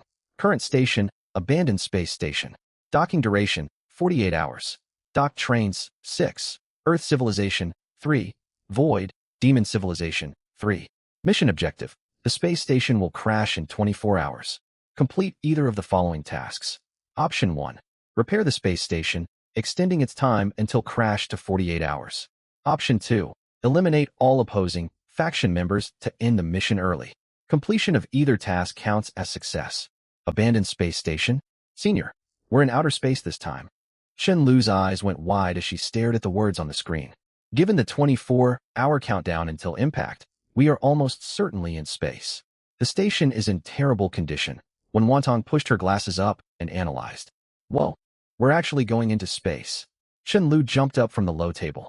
Her serious expression from analyzing opponents vanished completely, replaced by bright excitement, barely containing her urge to spin in circles. Is that really what matters? Su Qingli sounded faintly exasperated. I've just never been to space before. I can't help getting excited. Outer space. The cosmos. Zero gravity. I've only ever seen it on television. I never imagined I'd get to experience it in person. Aren't you excited, senior? Stars sparkled in Shenlu's eyes. Not particularly. Lin Mu leaned back in his seat. His tone so detached Shenlu felt like hitting him. What do you mean, not particularly? It's space. Can't you at least pretend to be excited? Shenlu moved in front of him, bracing her hands on his knees, gazing up at him with bright eyes. Very well. I'm excited, Lin Mu said with a completely blank expression. That's so half-hearted. Teacher Wen, look at him. Shenlu puffed out her cheeks and turned toward Wen Wantong. Wen Wantong smiled and said nothing. We have 3 Earth faction trains total. What do you think the other 2 crews will be like? Su Qingli steered the conversation back on track. How should we know? There are 300 trains across 100 regions. We could end up paired with anybody. Shenlu straightened up from Lin Mu's knees. I hope they aren't too weak, Su Qingli said. Being too weak will drag us down, Wen Wantong agreed. I don't expect them to carry the fight, but they must not collapse the instant they face enemies and throw off our rhythm, Su Qingli continued. Aren't you being a little too pessimistic? They're the top 3 from their respective regions. How bad could they be? Shenlu blinked and retorted. Among 100 regions, strength varies widely. Some regions have low overall power levels. Their top 3 would not even rank within the top 10 in other regions. This is not pessimism, just probability. What if we draw those exact teams? When Wantong shook her head, a hint of helplessness in her eyes behind the lenses. All right then, let's hope our luck holds. Please give us 2 dependable allies. They don't need to be overpowered, just don't hold us back. Chun Lu pressed her palms together and solemnly bowed toward the ceiling. Lin Mu watched her odd little ritual, chuckled softly, and patted the back of her head lightly. Instead of praying to fate, let's think about our plan.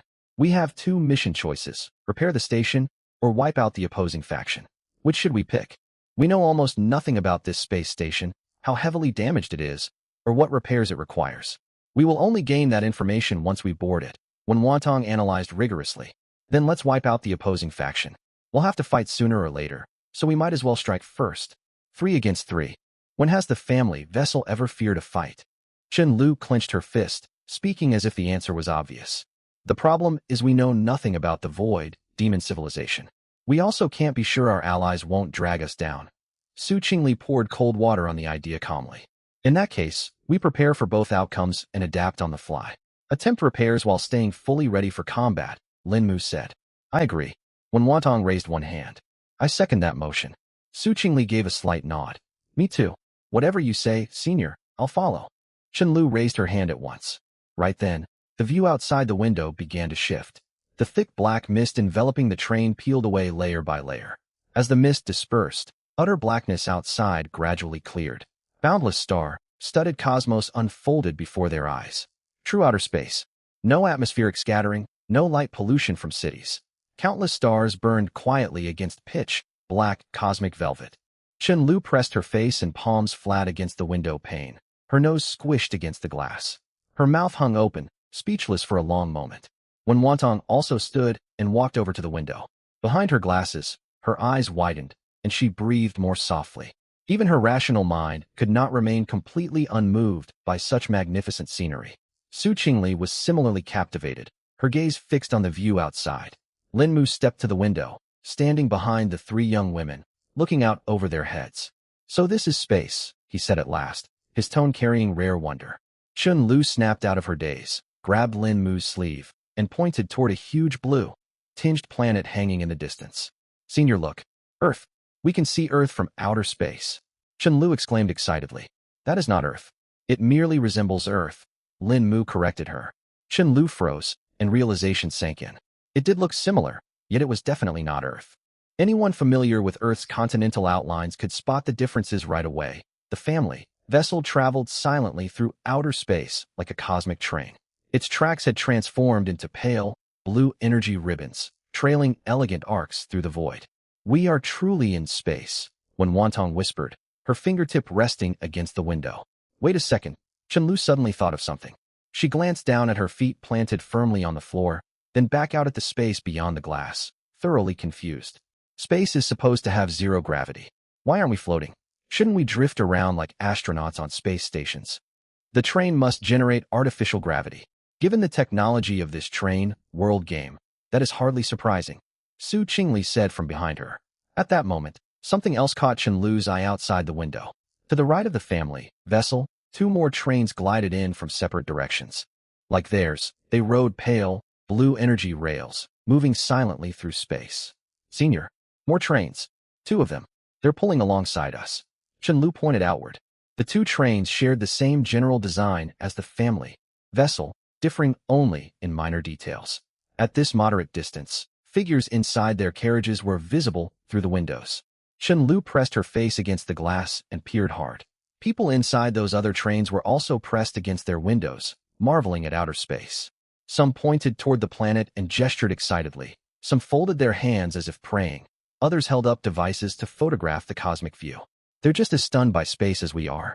It seems we're not the only ones seeing it for the first time. When Wantong smiled, watching those distant silhouettes. Of course, not many people get to visit space. Chun Lu kept observing the occupants of the other trains with great curiosity. The 3 trains traveled side by side for several minutes. Ahead in the darkness, a massive silhouette slowly emerged. It was an enormous space station. More accurately, a space city. a futuristic sci-fi megastructure assembled from countless interconnected modules. As the trains drew closer, the station loomed larger and larger, filling the entire field of view. This is the abandoned space station from our mission?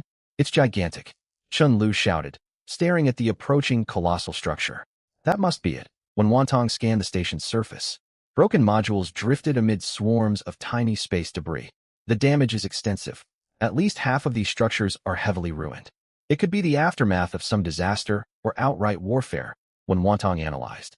The damage patterns are too regular for natural decay. These look like battle scars left by weapon strikes. Su Qingli narrowed her eyes and observed for a moment. Attacks? So war really destroyed this place? Chun-Lu blinked in surprise. Whatever caused it, it all happened long ago and is irrelevant to our present mission. Su Qingli remained cool-headed. Correct. We need not dwell on matters unrelated to our objective. Linmu nodded in agreement. While they talked, the three trains neared the station. Up close, every scar and fracture on the megastructure became crystal clear. That hole is huge. It looks like something exploded from the inside out, Chun-Lu muttered. Nobody replied. At that instant, the family vessel slowed to a halt. Its pale blue energy rail faded away. A soft jolt ran through the train as it locked onto a docking port built into one of the station's modules. Deep mechanical rumbling echoed outside as the airtight docking hatch slowly slid open. The other two trains completed their docking nearly simultaneously. All three were now moored side by side to the station's docking bay. We've arrived, Linmu said. He stepped out through the hatch and onto the station's metallic floor. Prepared for weightlessness, he found gravity still functioned at minimal capacity within the station. The docking chamber was a standard rectangular room. Metal walls glowed with faint illumination, lighting up the whole space. Suspended dead center of the room floated a fist-sized, incomplete holographic star chart.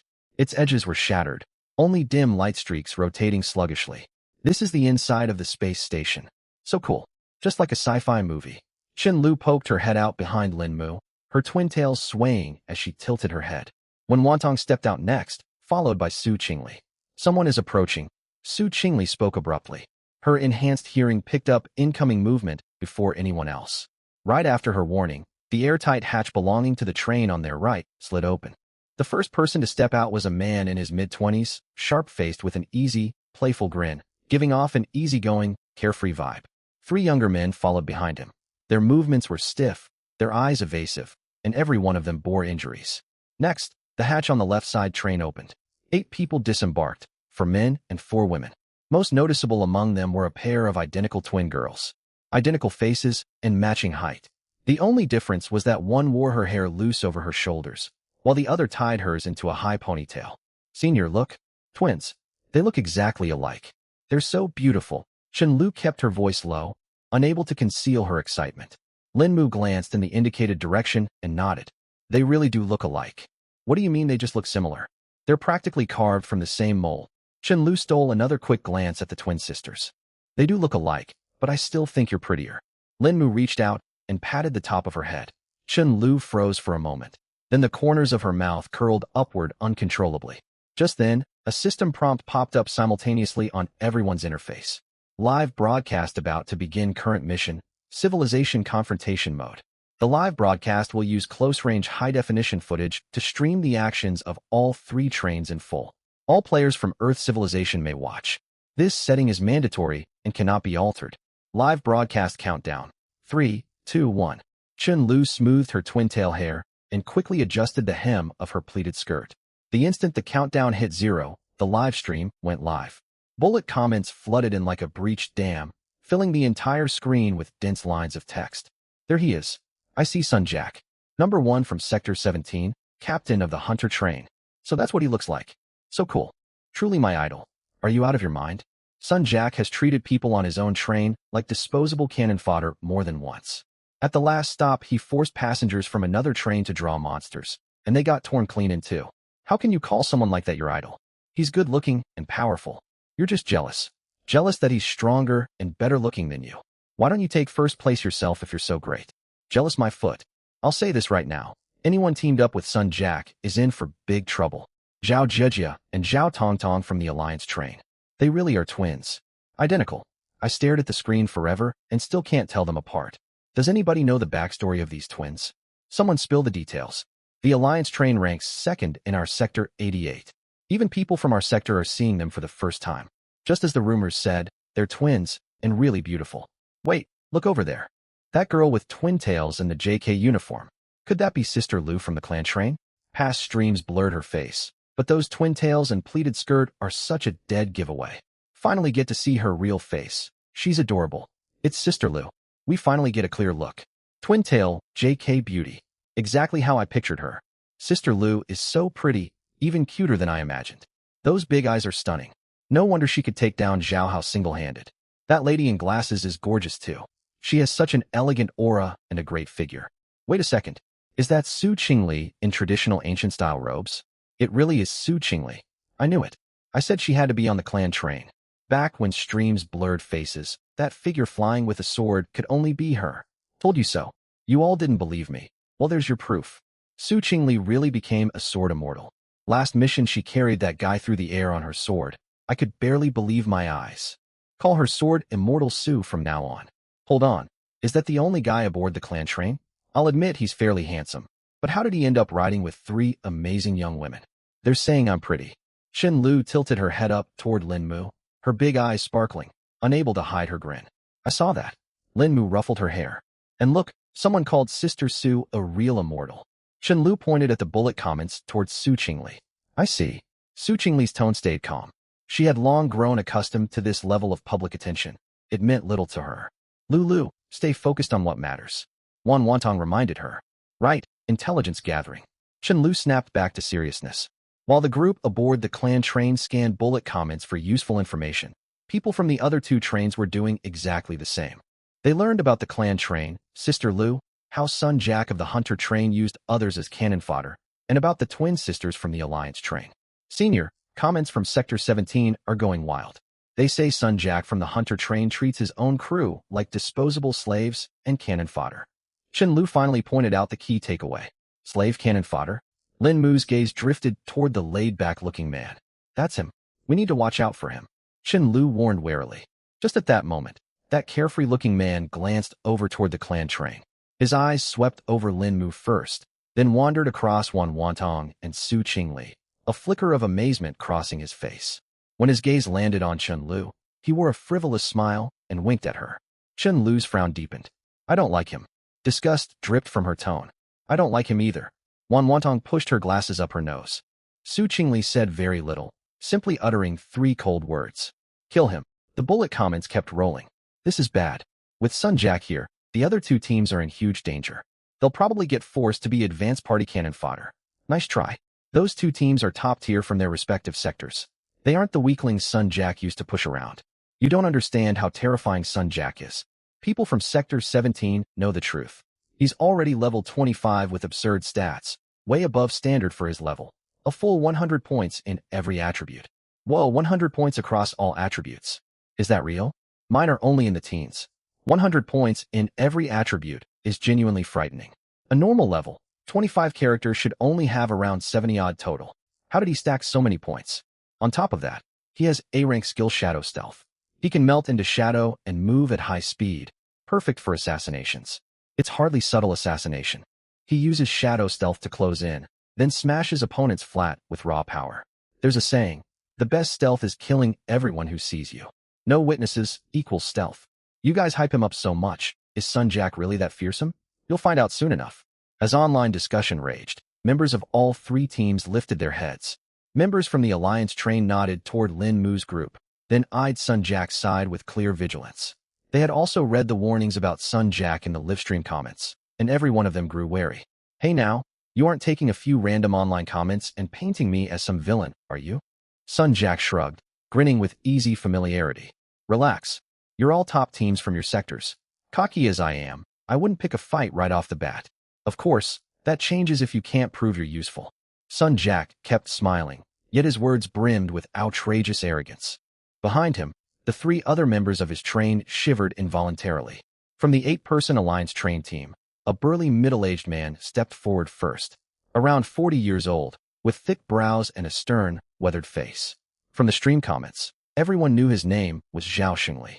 100 points in every attribute is impressive, but we are far from helpless against you. Zhao Xingli's voice rumbled low. Before he finished speaking, another man from the Alliance train stepped up beside him, forming a defensive two-man formation. 30-odd years old, lean, wearing thin silver-framed glasses. According to the comments, this was Lu 1.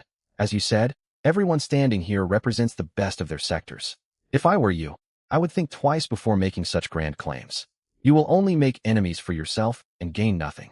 Lu 1 adjusted his glasses, his tone calm, yet sharp with every word. Sun Jak's gaze shifted back and forth between Zhao Shengli and Lu 1. His smile remained, but his eyes turned cold. Am I to take that as you two having a problem with me? It is not personal toward you. It is your attitude. The three of us are here to cooperate, not take orders from you. If you want to lead, earn our respect with actual strength.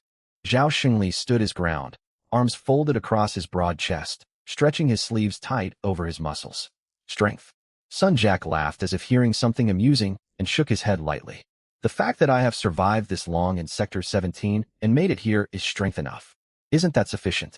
Sufficiency is not for you to decide. Lu 1 stayed unyielding despite his calm tone. The top 3 from every sector each hold hidden aces. Your 100-point all-attribute stat is high, but the Alliance train is no pushover. If fighting breaks out, nobody knows who will win. Sun Jak tilted his head slightly, a dangerous glint flickering beneath his half-lidded eyes. Interesting. You two work well as a tag team. Is this how the Alliance train always handles negotiations? How we handle business is none of your concern. Zhao Shengli huffed. If you want cooperation, act like a partner. If not, we go our separate ways and stay out of each other's paths. The atmosphere instantly turned frigid. The 3 crew members standing behind Sun Jak quietly stepped backward, sweat beading on one man's forehead. On the Alliance train side, with Zhao Shengli and Lu 1 at the front, the remaining 6 subtly adjusted their battle stances. Off to one side, Chen Lu, Wan Wantong, and Su Qingli had settled into pure spectator mode. Chen Lu crossed her arms, eyes sparkling with excitement, muttering quietly under her breath. Fight! Fight! Come on, fight! Her voice was barely audible, yet Lin Mu beside her caught every word. Lin Mu sighed and ruffled her hair, pressing down her twin tails, bouncing with her excitement. You really want to watch them brawl that badly? Of course. Chen Lu tilted her head and blinked at him. We've got nothing better to do. A fight would be entertaining. Besides, learning their weaknesses early benefits us, right, senior? The logic checks out, but your expression says you're just here for the show. Lin Mu chuckled. I'm not. This is serious strategic observation. Chen Lu tried hard to put on a stern face, yet her crinkled, crescent-shaped eyes gave her away. Over on the other side, Sun Jak, locked in tense standoff with Zhao Shengli and Lu 1, suddenly laughed. Very well. I remember you two. I hope you can deliver the value you claim to have. His voice was soft. He took one step backward. Just one step. That single step stunned everyone present. Sun Jak backed down. After a brief moment of silence, the bullet comments exploded. What? Sun Jak backed off. Did he just chicken out? Impossible. Sun Jak never backs down from anyone. That is not how he operates. Earlier, everyone was hyping how terrifying he is. Where are those people now? The Sector 17 top dog got talked down with words. Hilarious. Cut that garbage. Sun Jak is not scared. He's definitely plotting something. Exactly. Sun Jak never acts without purpose. That step backward means something. You outsiders know nothing. Oh look, Sector 17 fans are getting defensive. All that boasting about 100-point stats and shadow stealth, and he just steps away. Embarrassing. Could you do any better? He has 100 points in every attribute. What about you? Barely 10. The online argument raged, but Chen Lu suddenly frowned. Senior, something feels wrong. She tugged at Lin Mu's sleeve. You noticed it too. Lin Mu never took his eyes off Sun Jak. When he stepped back, his shoulders stayed tensed, weight never shifted backward, and his breathing never changed. That was no genuine retreat. He was building momentum. Wan Wantong analyzed in a low, level voice. He was finding an angle to strike. Su Qingli's voice turned icier. Almost in the exact same instant, Lu 1 shouted out a warning. Watch out. His reflexes were sharp. He sensed danger the split second before Sun Jak vanished. Yet his warning came a fraction too late. Sun Jak's figure completely dissolved from sight. Shadow stealth. Before anyone could react, he reappeared directly in front of Zhao Shengli. Zhao Shengli's pupils constricted. His body reacted faster than his mind. Petrification. Gray-white rock spread across his entire body in an instant. The rocky layer surged up from beneath his skin, glinting like metal. Thick rock plating around his joints restricted his movement slightly. This was his A-rank skill, rock body. Dense stone encased him, granting defense sturdy enough to withstand direct heavy machine gun fire. Throughout countless battles in Sector 88, this skill had blocked countless fatal blows. It had never been breached head-on. Not until now, against Sun Jack. Sun Jack's fist slammed hard into Zhao Xungli's crossed defensive forearms. No fancy tricks, no dazzling special effects. Just a plain, straightforward straight punch. The moment fist collided with rock, the air inside the docking bay boomed with a deafening shockwave. Boom. Zhao Xungli went flying backward like a cannon shell, crashing heavily against the metal bulkhead. The entire wall shuddered violently. He crumpled onto the floor. Every gaze locked onto him. The rock armor that had shrugged off bullets was now crisscrossed with countless cracks, running from wrists up to elbows. Chunks of stone clattered onto the metal floor. Sun Jack was already back where he had stood before. He barely glanced at Zhao Xungli's battered state. He simply glanced down at his knuckles and flicked his wrist as if brushing off stone dust. He lifted his head, still wearing that cynical grin, and looked toward Zhao Xungli across the crowd.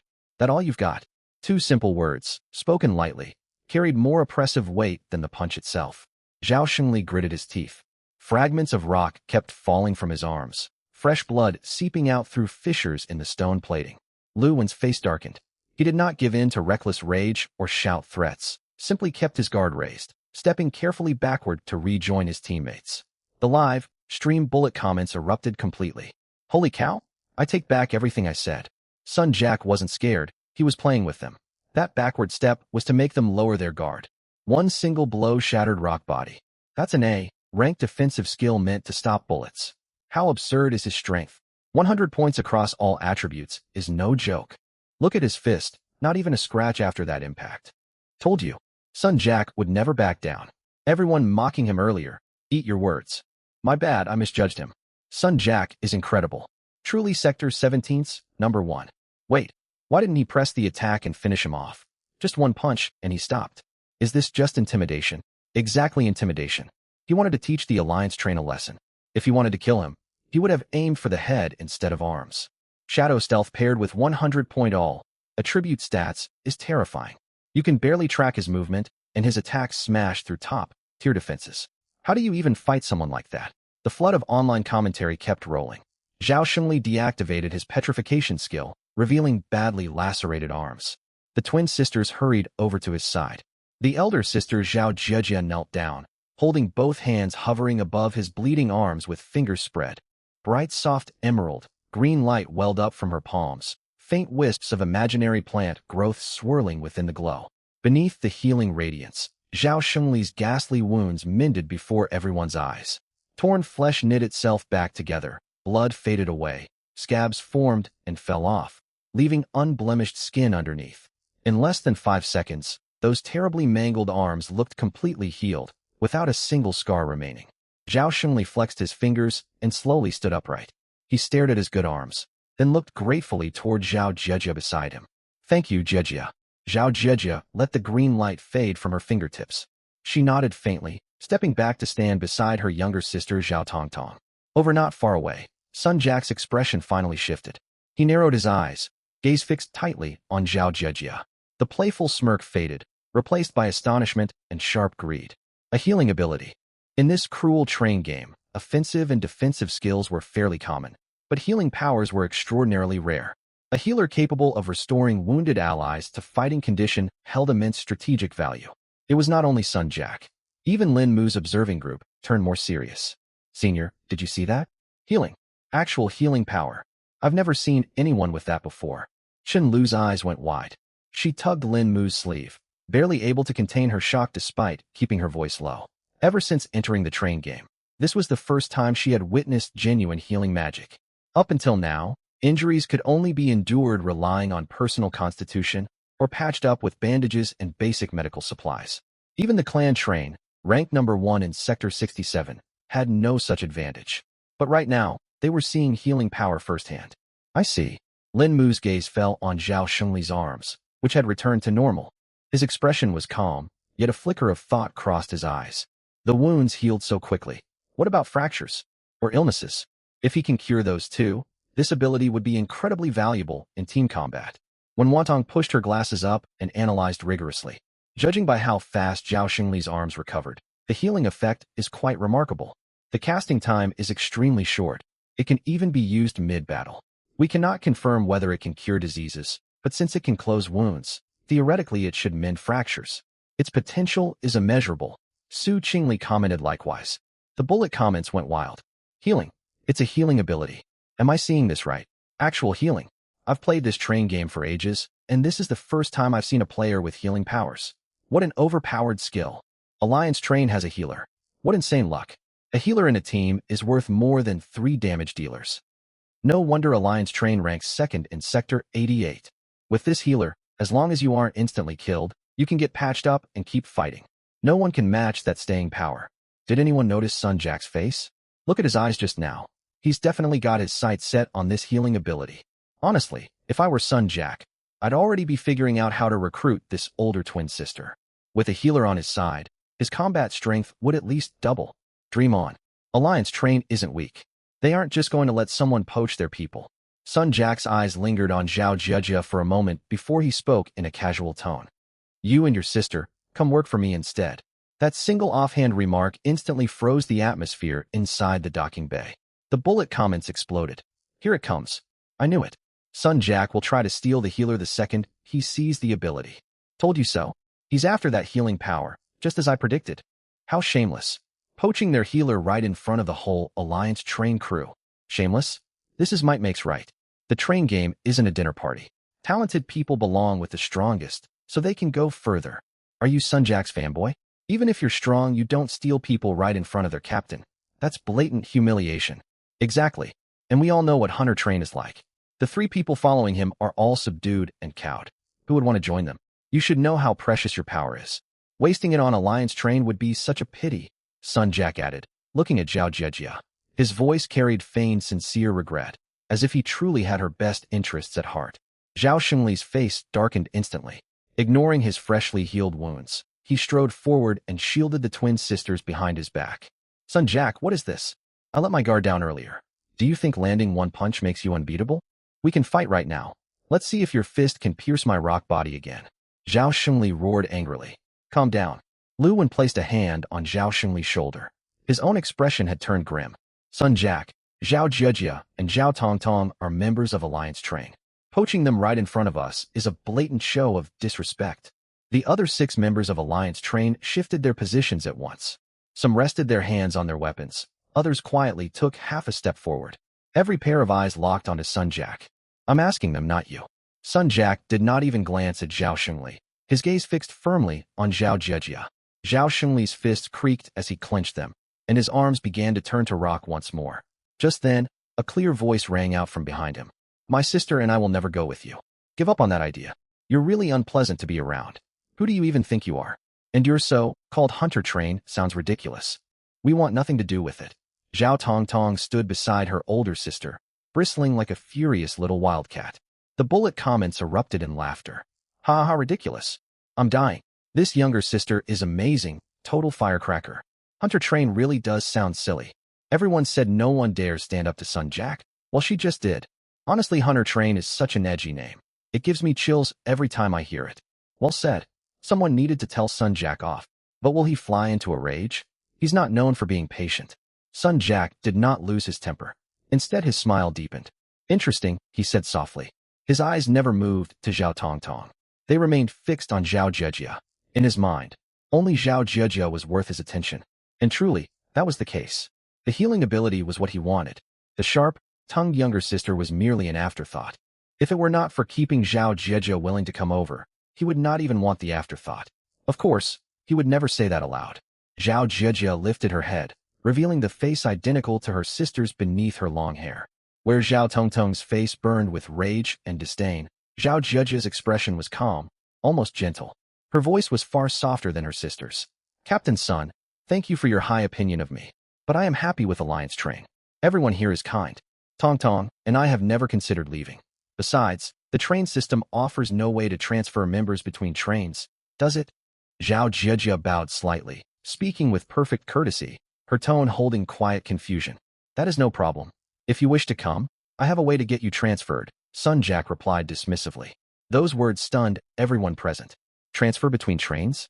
That was impossible. The train game had never offered such a function. From the moment players entered the game, they were bound to their assigned train. No one had ever heard of switching trains. Lu Wen's face changed first, as if recalling some obscure piece of information. Could you possess a train invitation card? A train invitation card? What is that? Zhao Tongtong blurted out, voicing the question on most people's minds. Bullet comments flooded the screen. Train invitation card? Never heard of it. Same question. Anyone know what this is? I think I saw it on a mission reward list once. I'm from Sector 9. Someone posted about it on the forums once. You can invite people from other trains. If they accept, they switch to your train.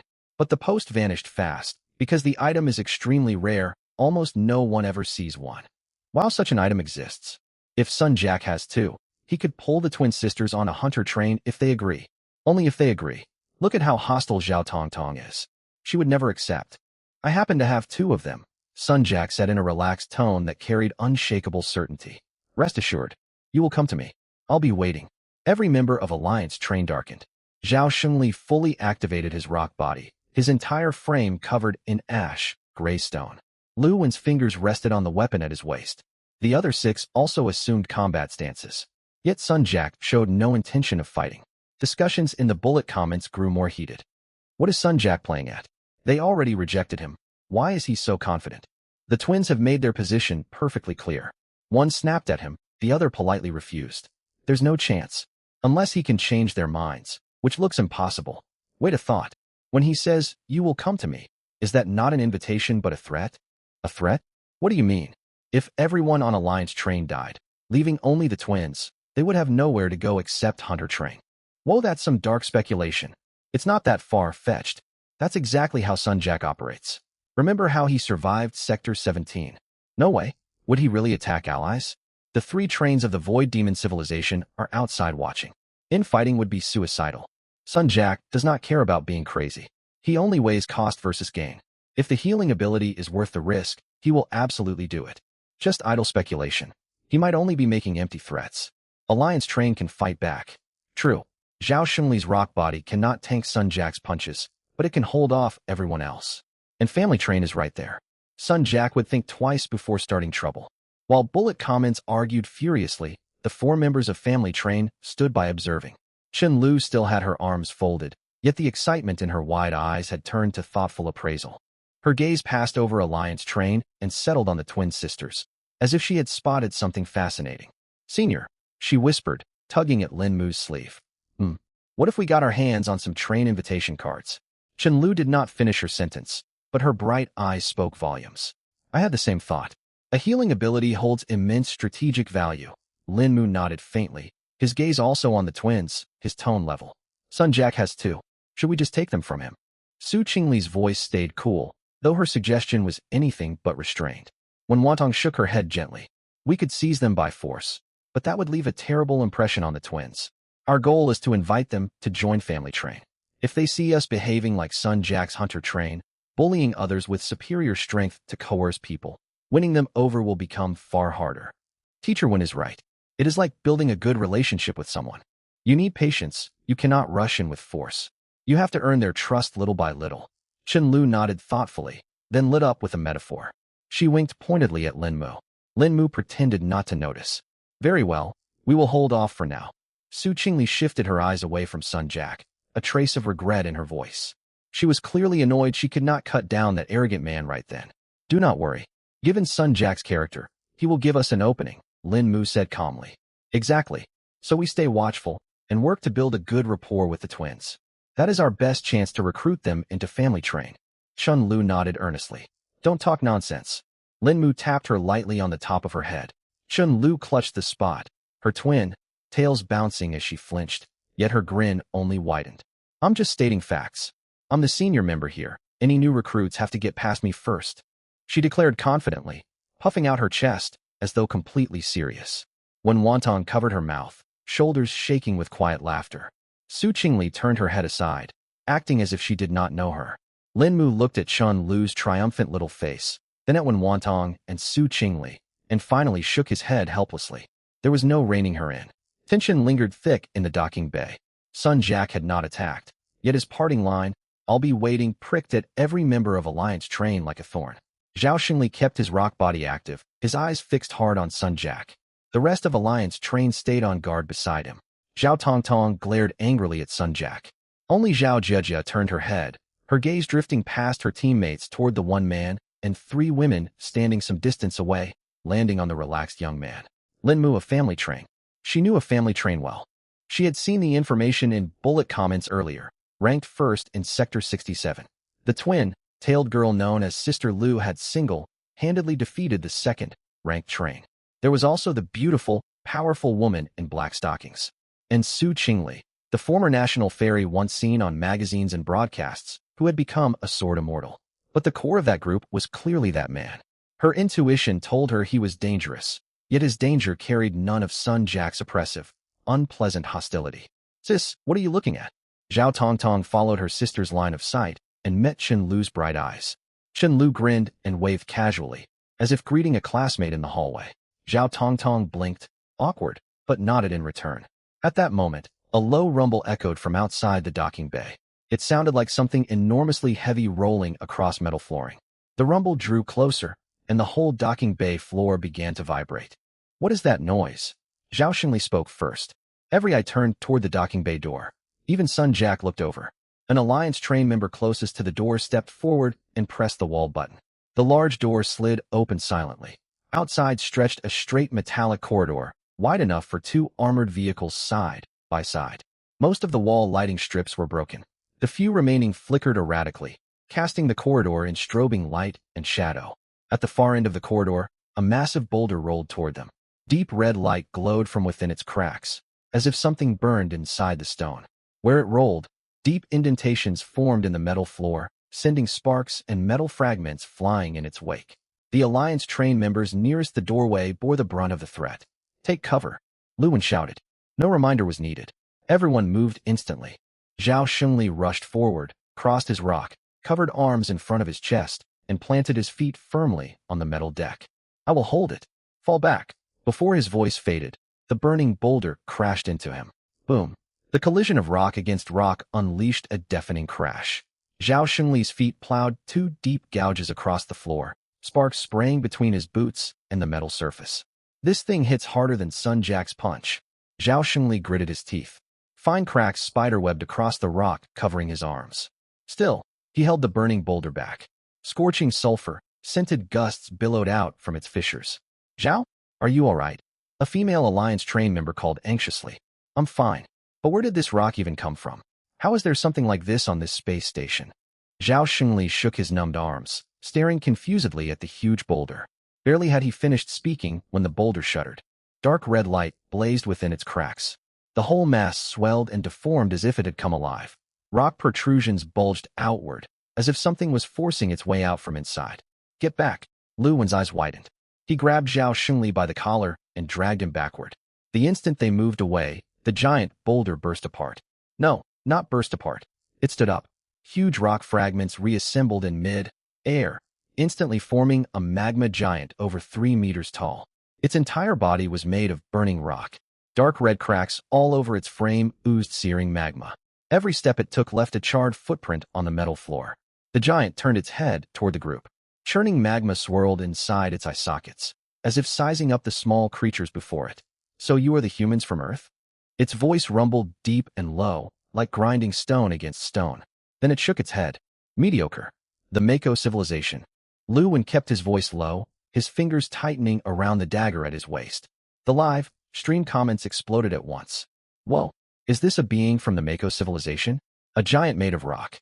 Over 3 meters tall. How are we supposed to fight this? Can Zhao Xingli hold him off?" He was already barely blocking that boulder earlier, and now the rock has turned into a living being. "This looks bad. Magma giant. What an awesome design. Even though he's our enemy, I have to admit he looks incredible." "Mediocre? A talking lump of rock dares to act so cocky? I'm the one who pushed you back earlier." Zhao Xingli's temper flared instantly. He roared and shot forward like a cannonball. The magma giant glanced down at him and swatted down with one huge palm, as if swatting a fly. Boom. Zhao Xingli crossed his arms above his head and took the full force of the blow. The metal floor beneath him caved in. He dropped into a half-crouch, and more cracks spread across his stone armor. "Damn, you really pack a punch." Zhao Xingli ground the words out through gritted teeth. Meanwhile, Lu Wen had silently circled around behind the magma giant. His A-rank skill, Wind Stride, granted him incredible speed. Two daggers slid free of their sheaths, flashing silver as he drove them hard toward the giant's knee joints. Clang! Sparks flew everywhere. The daggers struck the rock and left only faint white scratches. That tough. Lu Wen's face shifted. He pushed off the ground and leaped backward. Without even turning its head, the magma giant swung a fist sideways. Though Lu Wen retreated the instant he sensed the attack, he was still caught by the wind of the blow. He tumbled through the air several times before crashing onto the floor. Good speed, but far too little power. The giant boomed, its tone laced with undisguised contempt. Is this the standard of Earth humans? You cannot even scratch me. Cut the crap. A male crew member from the Alliance charged in from the side, wielding an oversized double battle axe. He leaped high and brought the axe down toward the giant's shoulder. The giant did not even block. It simply swung one arm. Before the axe could connect, the man was sent flying like a baseball hit by a bat. He spun through the air and slammed heavily into the corridor wall. The metal plating dented inward. He slid down to the ground, blood trickling from the corner of his mouth. Lao Zhou, Zhao Xungli's eyes blazed. One at a time, do not rush. Every single one of you will die here today. The magma giant strode forward, each heavy step making the floor hum. All 8 members of the Alliance moved almost simultaneously. They attacked from every direction. Some held the giant's attention from the front, others flanked it, and a few aimed for its leg joints to throw it off balance. Their coordination was impeccable. Yet the magma giant stood firm like a reef amid raging waves. No matter where the strikes landed, it did not budge. Every punch sent a person flying. Every stomp pushed multiple fighters back. The Alliance crew's attacks left only shallow marks on its body, which were quickly sealed over by flowing magma. A single casual blow from the giant, however, could hurl someone meters away. Weak. So weak. Pathetic. The magma giant shook its head as it fought, growing increasingly disappointed. How did Earth even pass the selection? Do you truly deserve to take part in the 100-sector tournament? A juvenile from our Mako civilization would outmatch you tenfold. Mid-sentence, it slammed a fist into Zhao Xungli's chest. Spider, web cracks spread across Zhao Xungli's stone chest plating. He flew backward like a broken kite and knocked 2 of his teammates over. Lu Wen pushed his speed to its absolute limit, becoming a near, invisible blur. He drove both daggers toward the giant's neck, putting forth his full power. But the magma giant seemed to have predicted his path. An enormous palm caught Lu Wen squarely. Everything went black for Lu Wen. Irresistible force sent him crashing into the far end wall of the corridor. Insects. Nothing but insects. That was the only reply his all-out assault earned. Your world will become a resource mine sooner or later. The weak have no right to keep their home. One Alliance member after another fell. Some struggled to get back to their feet, gasping for breath with hands pressed to their chests.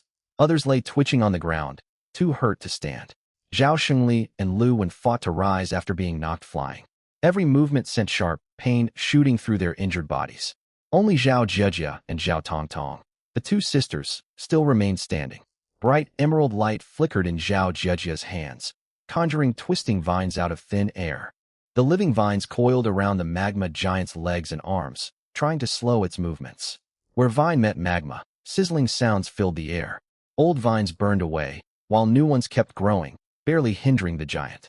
Zhao Tongtong stood beside her sister. Crackling lightning sparked between her palms. Thin streaks of lightning shot from her fingertips, striking the giant and bursting into sparks. The bolts were far too faint. The magma giant did not even bother dodging. They did not leave so much as a scorch mark on its chest. Tongtong, your lightning does nothing to it. Zhao Jejia gritted her teeth, sustaining the vines. I know, but I can't just stand there doing nothing. Zhao Tongtong refused to stop. She bit down hard and poured more power into her attack. Her lightning grew thicker, yet it still failed to deal real damage. The magma giant glanced down at the vines wrapped around its legs. It lifted one leg, and dozens of vines snapped at once. It raised its other leg, and the rest shattered.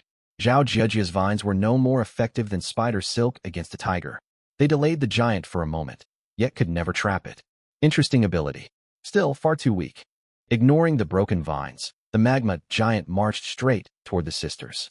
Pale, faced but unyielding, Zhao Jejia summoned more vines, this time targeting the giant's knee joints. Thick green tendrils clamped tight, forcing the giant to exert extra effort with every step. Zhao Tongtong's complexion had also turned pale.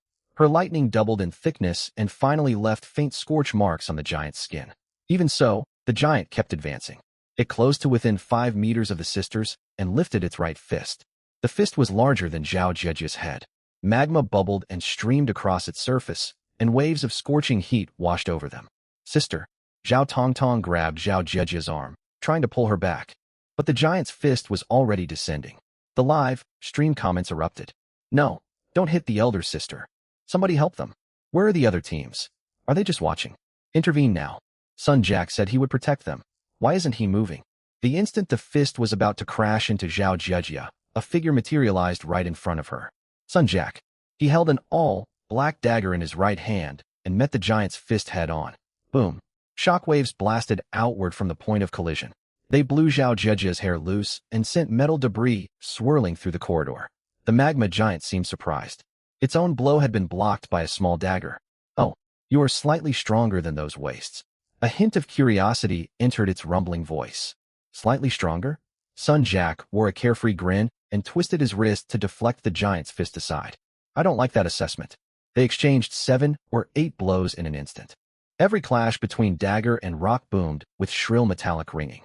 Sun Jack flickered around the giant, his shadow sneak skill making his movements hard to track. For all its massive size, the rock giant reacted swiftly. Every punch carried crushing weight. For a short time, the two fought on equal footing. The comments section flooded non-stop.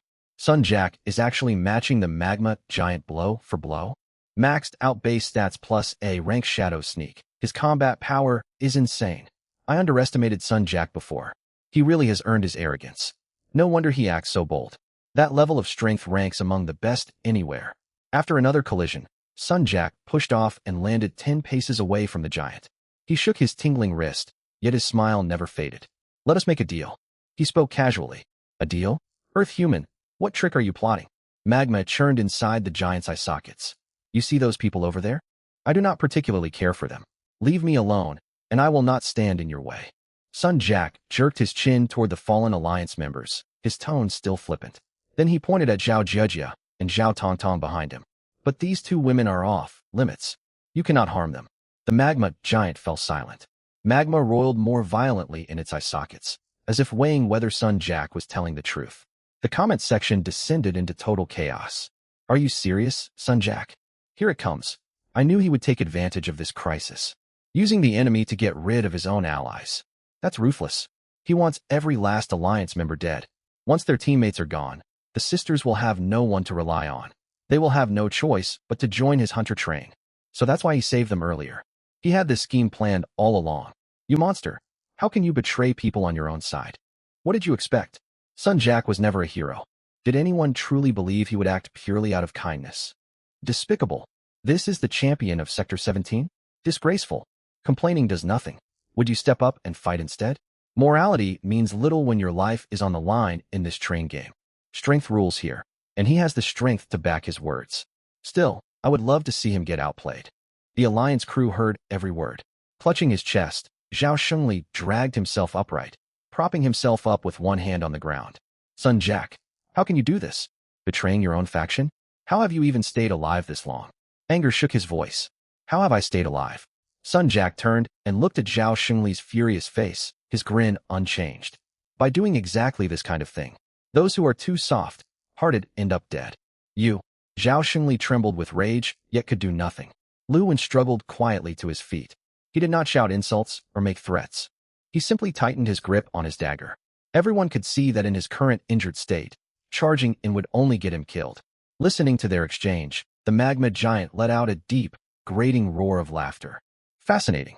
You turn on each other even in this situation. You Earth humans are truly interesting. It lowered its head, its magma-filled gaze locking onto Sun Jack. But why should I accept your deal? I could kill every single one of you right now, and those two women would not escape. What leverage do you hold over me? Amusement colored its rumbling tone. My strength. Sun Jack remained perfectly calm. He twirled his dagger between his fingers. You have fought me.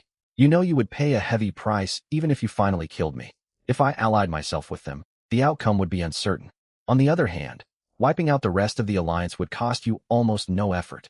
The magma giant stayed quiet for a moment. Then its rocky face split open in a crack oozing magma, its version of a smile. There is sense in what you say. Very well. I will spare those 2 women. The rest will die. Sun Jack smiled, sheathed his dagger, and stepped aside, clearing a path toward the fallen Alliance fighters. Deal. Those 2 light words cut deep like blades into every member of the Alliance. Zhao Xingli stared at Sun Jack as if gazing at a devil. He opened his mouth to speak, yet no words came out. Sister, what do we do? Zhao Tongtong tugged at Zhao Zhejia's sleeve, fear and anger thick in her voice. Zhao Zhejia bit her lower lip and said nothing. The magma giant took long strides toward the downed Alliance crew. Gritting his teeth, Zhao Xingli stood once more. His stone, encased fists clenched at his sides, blood dripping down through cracks in his armor. Everyone who can still fight, follow me, he roared without looking back. Several injured crew members forced themselves upright. Some held their arms, some limped, yet none showed any will to retreat. You want us dead? You will have to earn it, you overgrown rock. One female fighter wiped blood from her lips and flipped her middle finger at the giant. Well said. The Alliance from Sector 88 does not scare easily. Another man leaned on his weapon and grinned, blood staining his teeth. Battle erupted again. Zhao Xingli bore the brunt of the assault. Every exchange of blows tore more cracks across his stone armor. Lu Wen harried from the flanks. His daggers kept scraping faint marks across the giant's joints, slowing it marginally. The remaining fighters attacked and supported one another, fighting with even better coordination than before. Yet no amount of willpower could bridge the gap in raw power. One by one, Alliance members were sent flying again. Their wounds were worse this time, and fewer could rise. Zhao Xingli lost count of how many times he had been knocked down. Each blow felt as though it would shatter his bones, yet he dragged himself back to his feet time and again. Large chunks of his stone covering had peeled away, revealing raw, bleeding skin underneath, but he never stepped backward. Zhao, stop fighting. A female crew member cried out in tears. Shut up, Zhao Xingli shouted back, only to be sent flying once more. This time he could not get up. Trapped behind Sun Jack, Zhao Zhejia and Zhao Tongtong watched their teammates fall one after another. Their hands tightened together. Tears welled in Zhao Tongtong's eyes, and she bit her lip until it turned pale. Zhao Zhejia kept a calmer outward expression, yet her hand holding her sister shook visibly. Sun Jack turned toward the 2 sisters. What exactly do you want? Zhao Zhejia's voice stayed gentle, yet every word trembled with suppressed emotion.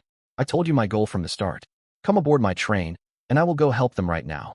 Sun Jack put his dagger away, speaking as casually as if making small talk. My sister will never go? Stop daydreaming. Zhao Tongtong's eyes burned red with rage. Lightning still flickered in her hands, yet it looked feeble and powerless. Is that so? Sun Jack ignored her and kept his gaze fixed on Zhao Zhejia. Then just watch them die. As he spoke, a smile even tugged at the corners of Sun Jack's mouth. Zhao Zhejia closed her eyes, her long eyelashes trembling faintly. She knew exactly what Sun Jack was waiting for. He was waiting for her to beg him, waiting for her to accept his terms. She opened her eyes and watched the magma giant stride toward a female team member lying on the ground. Her name was Fangya. Zhao Zhejia and Zhao Tongtong always called her Sister Ya. She had always looked out for the twin sisters. But now, Fangya's left leg was severely injured. She could not stand at all and could only push herself backward little by little with her hands. Her eyes were wide with terror. Her lips quivered, yet not a single word came out. Sis. Zhao Tongtong gripped her older sister's hand tightly. She wanted to tell her sister not to give in. She wanted to say there must be another way, but seeing the heavily injured, fallen members of the Alliance team, every word got stuck in her throat. Not one syllable escaped. The magma giant raised its fist. Its arms dripped with molten rock, ready to smash down onto Fangya. Die, Earthling. Wait. Zhao Zhejia finally cried out. Sun Jack's smile grew even brighter at that moment. You finally come to your senses? His voice held undisguised triumph. The live, stream comments section exploded with rage. Sun Jack, you monster.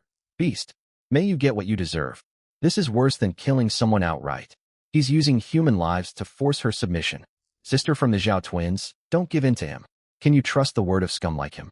I already knew Sun Jack was rotten, but seeing this with my own eyes makes my whole body shake with anger. Where are the people from District 17? You kept saying how great Sun Jack is. Come out. Keep boasting. As someone from District 17, I'm ashamed of Sun Jack. He does not represent us. What's the point of saying all that? Right now, who is going to save the Alliance team? That woman is about to die. Zhao Zhejia took a deep breath, about to speak the words she dreaded most. And then, a silver, white sword streak swept past her side. It moved with inconceivable speed, drawing a blinding silver light trail through the air. The gust it stirred brushed Zhao Zhejia's cheeks and blew the loose strands of hair on her forehead. The sword strike landed precisely on the magma giant. It pierced straight through its chest and came out its back. The cut was smooth and clean, as if a razor-sharp blade had sliced through tofu. Magma gushed from the wound, cooling into dark, red rock mid-air and clattering onto the floor. For an instant, time itself seemed to slow down. The magma giant looked down at the piercing gash across its chest. For the very first time, disbelief flickered in its burning eyes. How? It never finished the second word. The sword wound spread, shearing its entire body diagonally in two. The upper half slid slowly along the cut and crashed heavily onto the metal floor. Its lower half remained standing for a moment, knees buckling, before it too collapsed with a thunderous crash.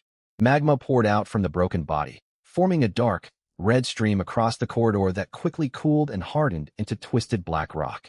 An eerie silence fell over the hallway. Fangya, the team member who had been moments away from being crushed, sat frozen on the ground. She stared at the now cooled corpse of the magma giant right in front of her. Then she saw her. Not far away, Su Qingli slowly sheathed her sword. With 155 points of mental power, this strike unleashed by her S-Rank talent Clear Sword Heart delivered exactly this result. It came as no surprise to Su Qingli herself. Her ancient, style dress fluttered in the residual wind from the sword chi. Her long hair cascaded over her shoulders, and the iron sword in her hand still glowed with fading silver radiance.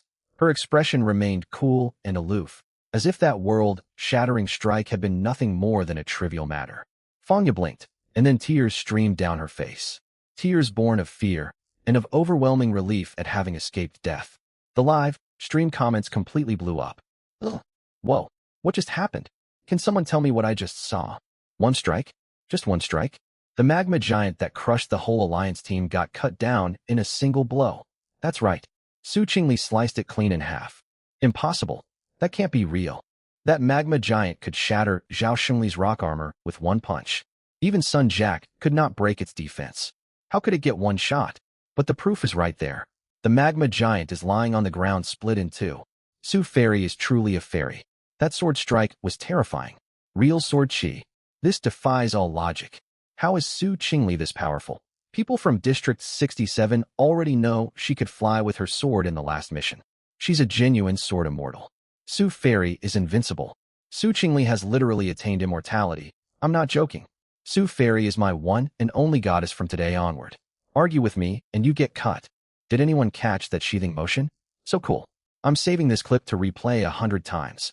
Back on site, the surviving members of the Alliance team stared blankly at the white-robed figure. Some stood with their mouths hanging open. Others rubbed their eyes, wondering if they were hallucinating in their final moments. Zhao Xingli lay on the ground, his body covered in wounds. Yet he ignored his own injuries. He stared wide-eyed at the bisected corpse of the magma giant. His lips trembled several times before he forced out words. Oh, one strike. Luwen leaned against the wall. His gaze shifted repeatedly between Su Qingli and the giant's remains. Then he slowly exhaled. Number 1 of District 67. Impressive. Sun Jack's smile froze on his face. That playful, arrogant smirk seemed locked in place. It could not fade, yet he could no longer maintain his former composure. He stared fixedly at the silver, glowing sword in Su Qingli's hand. Shock flickered deep within his pupils. The speed, power, and perfect timing of that strike replayed rapidly inside his mind. He mentally ran through an assessment and arrived at an uncomfortable conclusion. If he had stood where the magma giant had been, he would not have been certain of surviving that blow unscathed. What disturbed him even more, Su Qingli was only one member of the family vessel team. He could tell she was not their core. That young man named Lin Mu was. The 3 women on the family vessel team clearly revolved around him. And Lin Mu had not lifted a finger this entire time. Just how strong could he be? Doubt and unease churned inside Sun Jack. Zhao Zhejia stood rooted. The words she had almost spoken still stuck in her throat. She remained with her mouth slightly parted, gazing at the white-robed woman in the distance. It took her quite a while to snap back to reality. Sis. Zhao Tongtong's voice pulled Zhao Zhejia out of her stupor. She blinked repeatedly, as if waking from a vivid nightmare. That was just one strike. Zhao Zhejia's voice was barely audible. Yeah, one strike. That celebrity is so strong. Admiration shone brightly in Zhao Tongtong's eyes as she looked at Su Qingli. Weren't you the one who hated celebrity worship? Now that the immediate danger had passed, Zhao Jijia managed a small joke. That was before. I've decided. Su Fairy is my new idol. Zhao Tongtong could barely tear her eyes away from Su Qingli. Unlike her sister, whose attention stayed fixed on Su Qingli, Zhao Jijia found herself glancing more toward Lin Mu. Lin Mu stood where he had been all along, his expression calm as if nothing extraordinary had taken place. Beside him, the twin-tailed girl stood on tiptoes patting Su Qingli on the shoulder, brimming with pride for her companion. The glasses-wearing woman clapped softly, her movements elegant, clearly accustomed to sights like this. So they had been fully confident from the very start. No one had realized just how overwhelming their strength truly was. Besides Zhao Jijia, everyone else observed the 4 members of Family Vessel in their own ways. The rescued Alliance team members felt mostly gratitude. Sun Jack's feelings were entirely different. He now had to figure out how to proceed with Family Vessel present. Zhao Jijia took a deep breath, tore her gaze away from Lin Mu, and ran toward the fallen Alliance team members. Bright emerald, green light bloomed in her hands as she ran, her skirt fluttering with her quick strides. Zhao Tongtong hurried right behind her.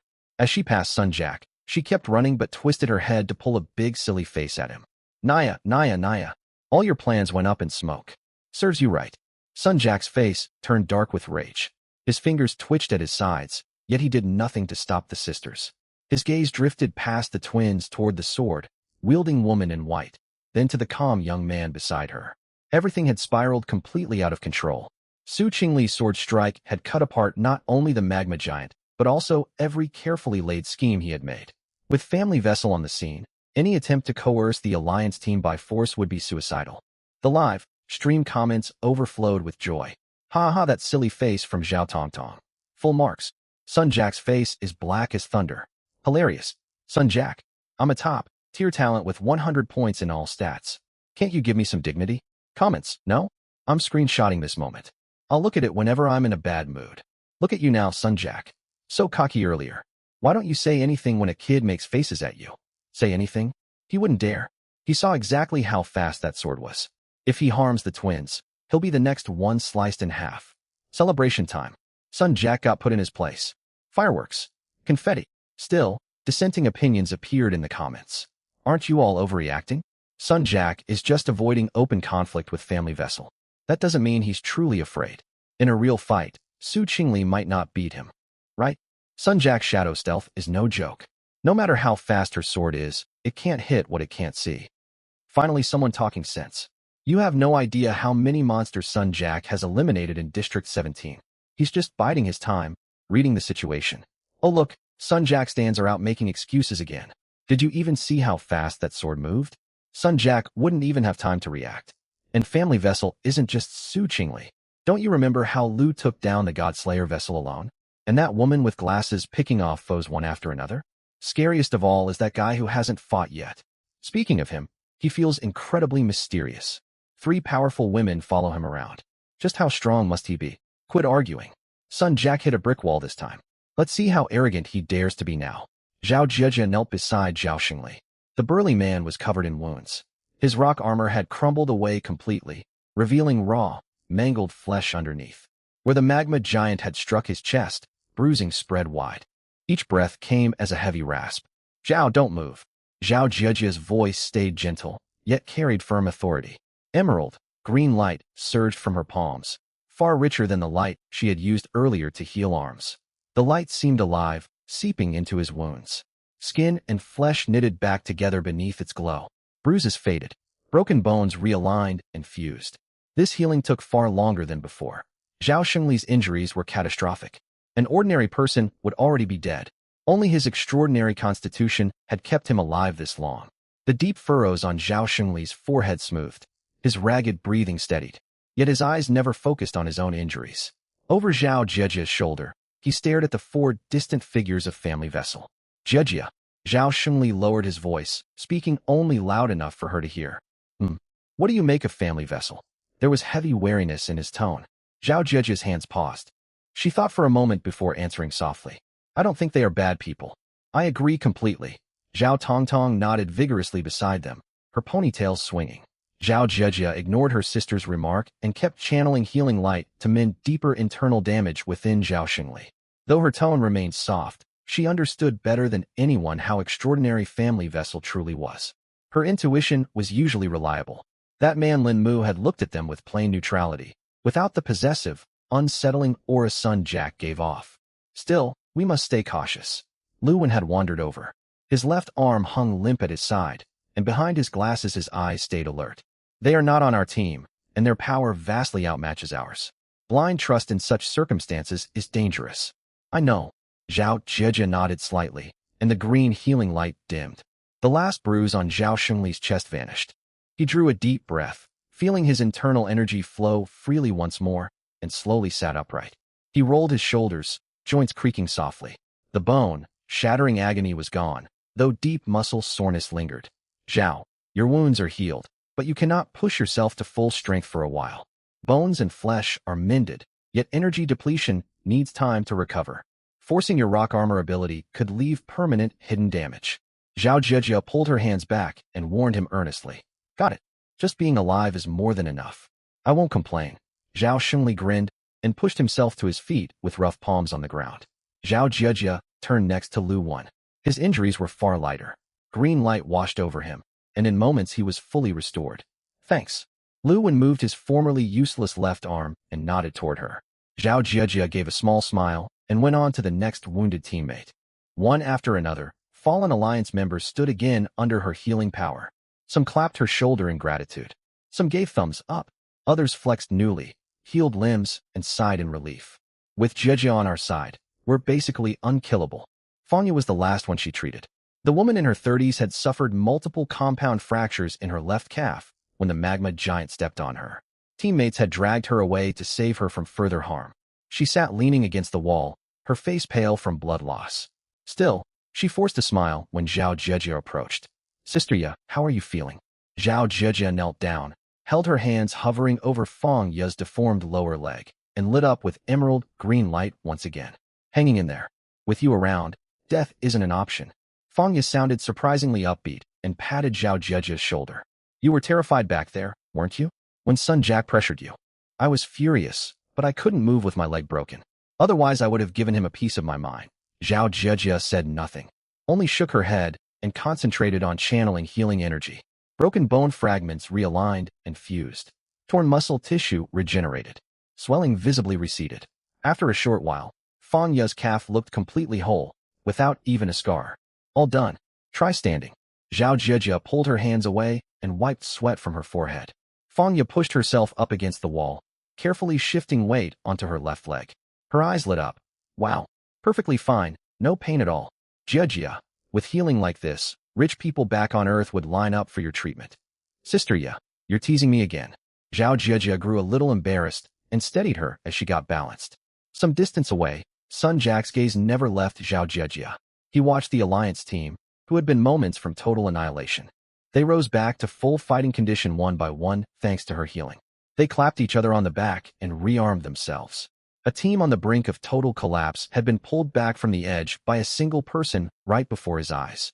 That ability, that value, rekindled burning longing deep inside him. He could almost imagine how much his own team would improve if Zhao Jieji fought alongside him. Injuries would be healed instantly. No more risk of being worn down in long battles. He could unleash his full power without restraint. But with Family Vessel present, all of that was nothing but fantasy. Perhaps he needed to find a way to separate Family Vessel from the Alliance team. Sun Jack's mind raced, weighing different possibilities, frowning as he ran through various plans. Suddenly, a shadow fell across his field of vision. He lifted his head. The twin-tailed girl had hopped over and stood right in front of him. Chenlu kept both hands behind her back. Her pleated skirt swayed as she tilted her head, her bright big eyes full of obvious expectation. Hand it over. She held out one hand, her soft palm open. Sun Jack stared in confusion. Hand what over? The train invitation card. Without it, you won't be able to invite Miss Zhao Jieji onto your train. Only then will you behave properly. Otherwise, we'd have to keep constant watch for you to stir up trouble, and that would be exhausting. Chenlu spoke as if stating an obvious fact. Her voice carried far, and everyone heard every word clearly. Not far away, the members of Alliance team's eyes lit up almost simultaneously. Zhao Xingli was the first to catch on. He lowered his voice and turned to Lu Wen beside him. That's a brilliant idea. Without the invitation card, Sun Jack loses his leverage to poach Jejia. He won't have the means to cause trouble anymore.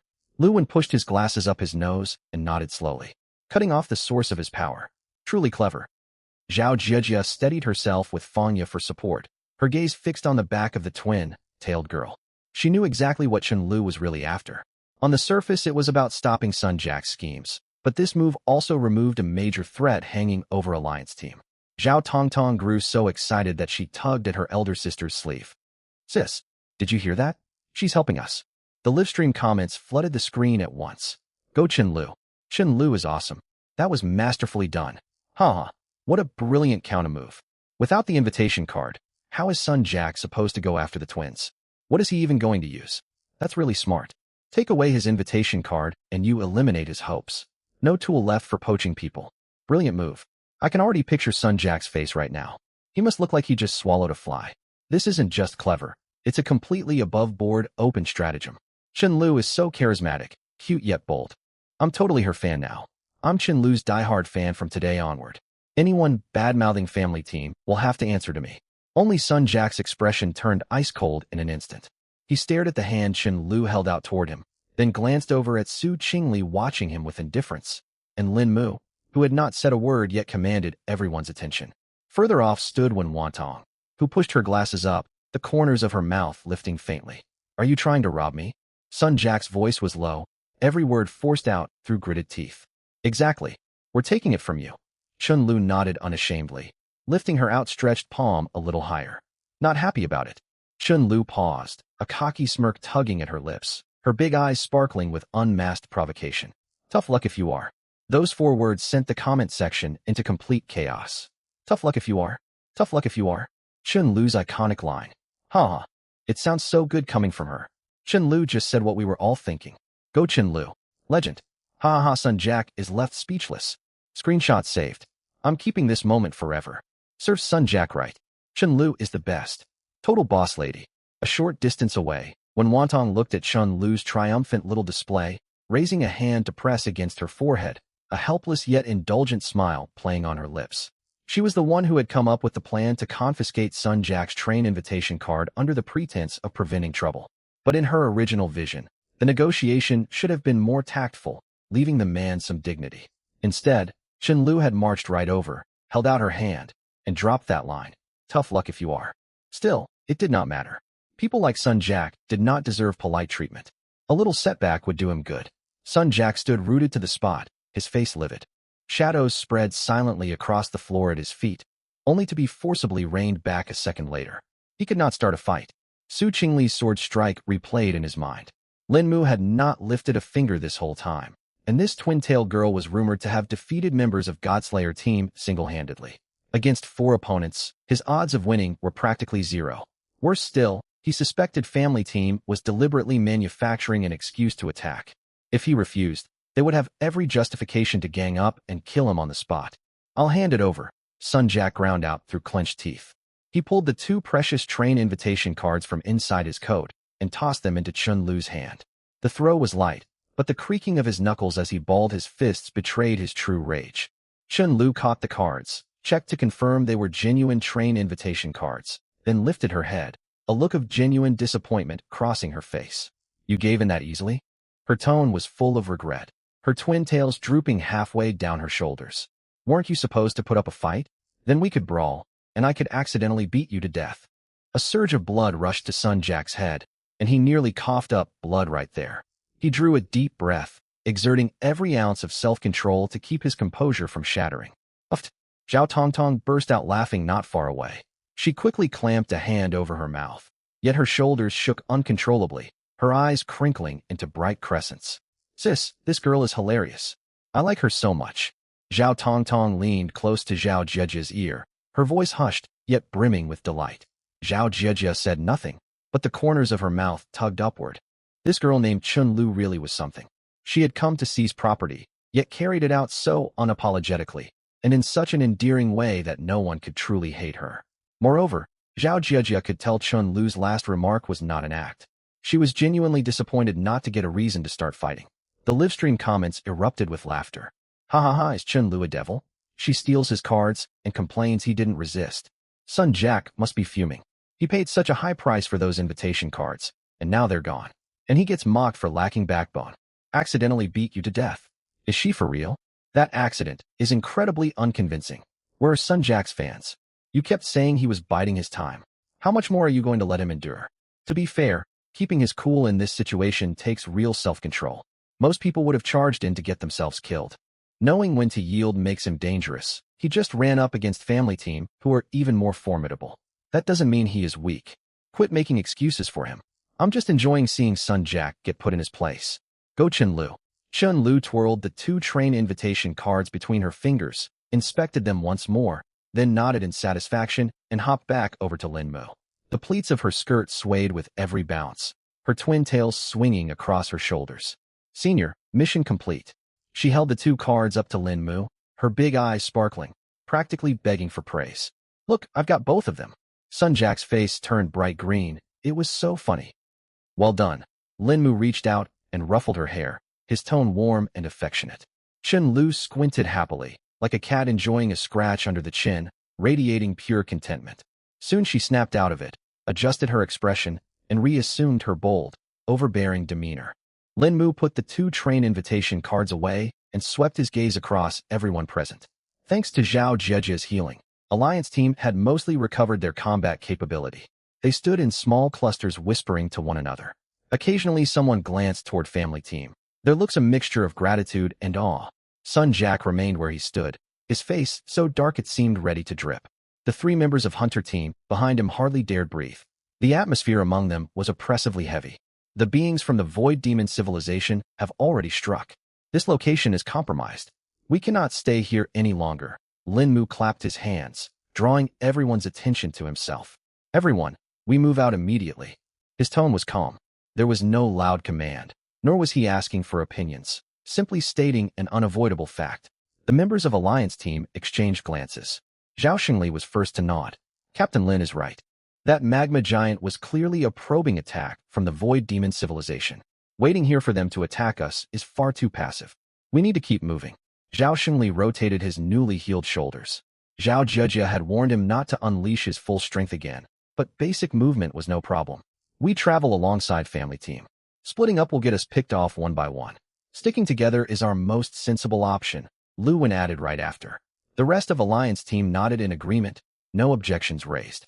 Fanya even shifted closer to family team, showing her stance with her physical position. The livestream comments agreed wholeheartedly. Zhao Xingli is right. Get out of here fast. Turn the tables on them.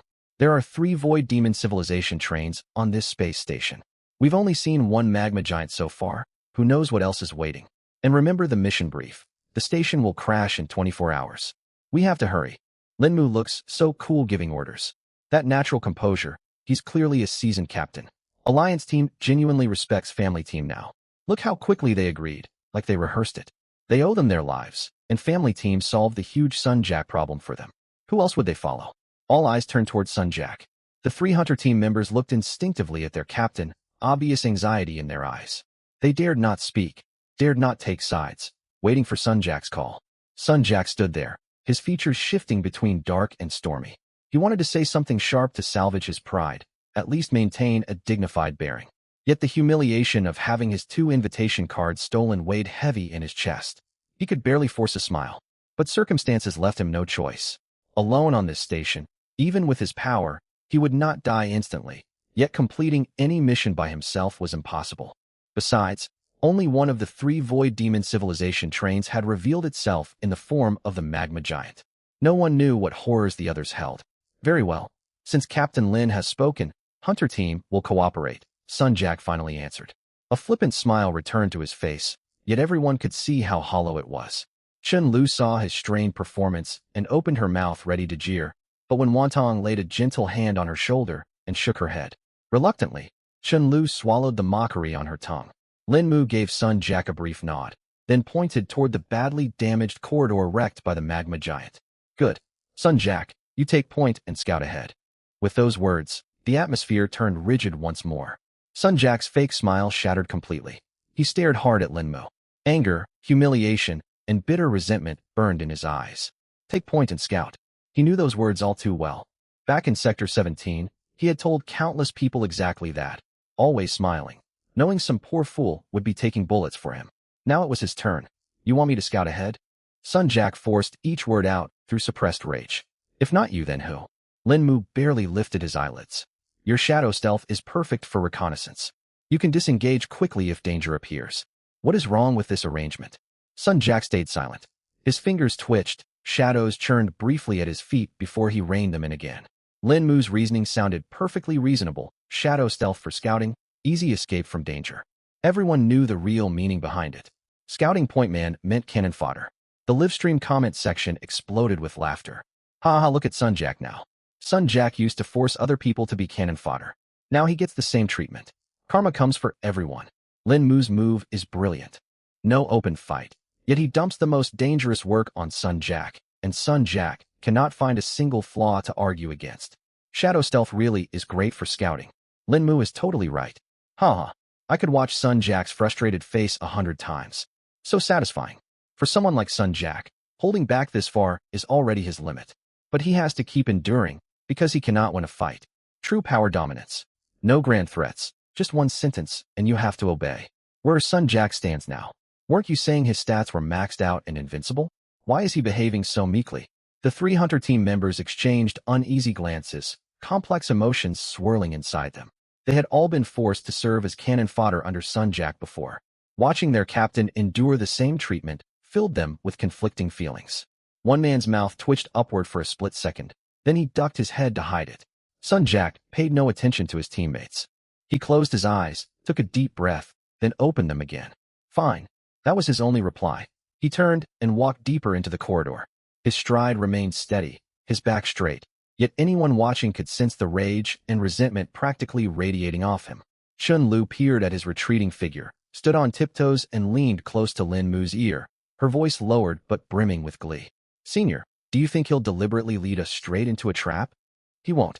He understands perfectly well that if he tries to mislead us, he will be the first one to die, Lin Mu said calmly. Fair enough. Let's go then. Chun Lu nodded happily, her twin tails swaying as she moved. Alliance team watched Sun Jack vanish around the corridor bend, then looked back at Lin Mu standing unruffled. One thought crossed every mind.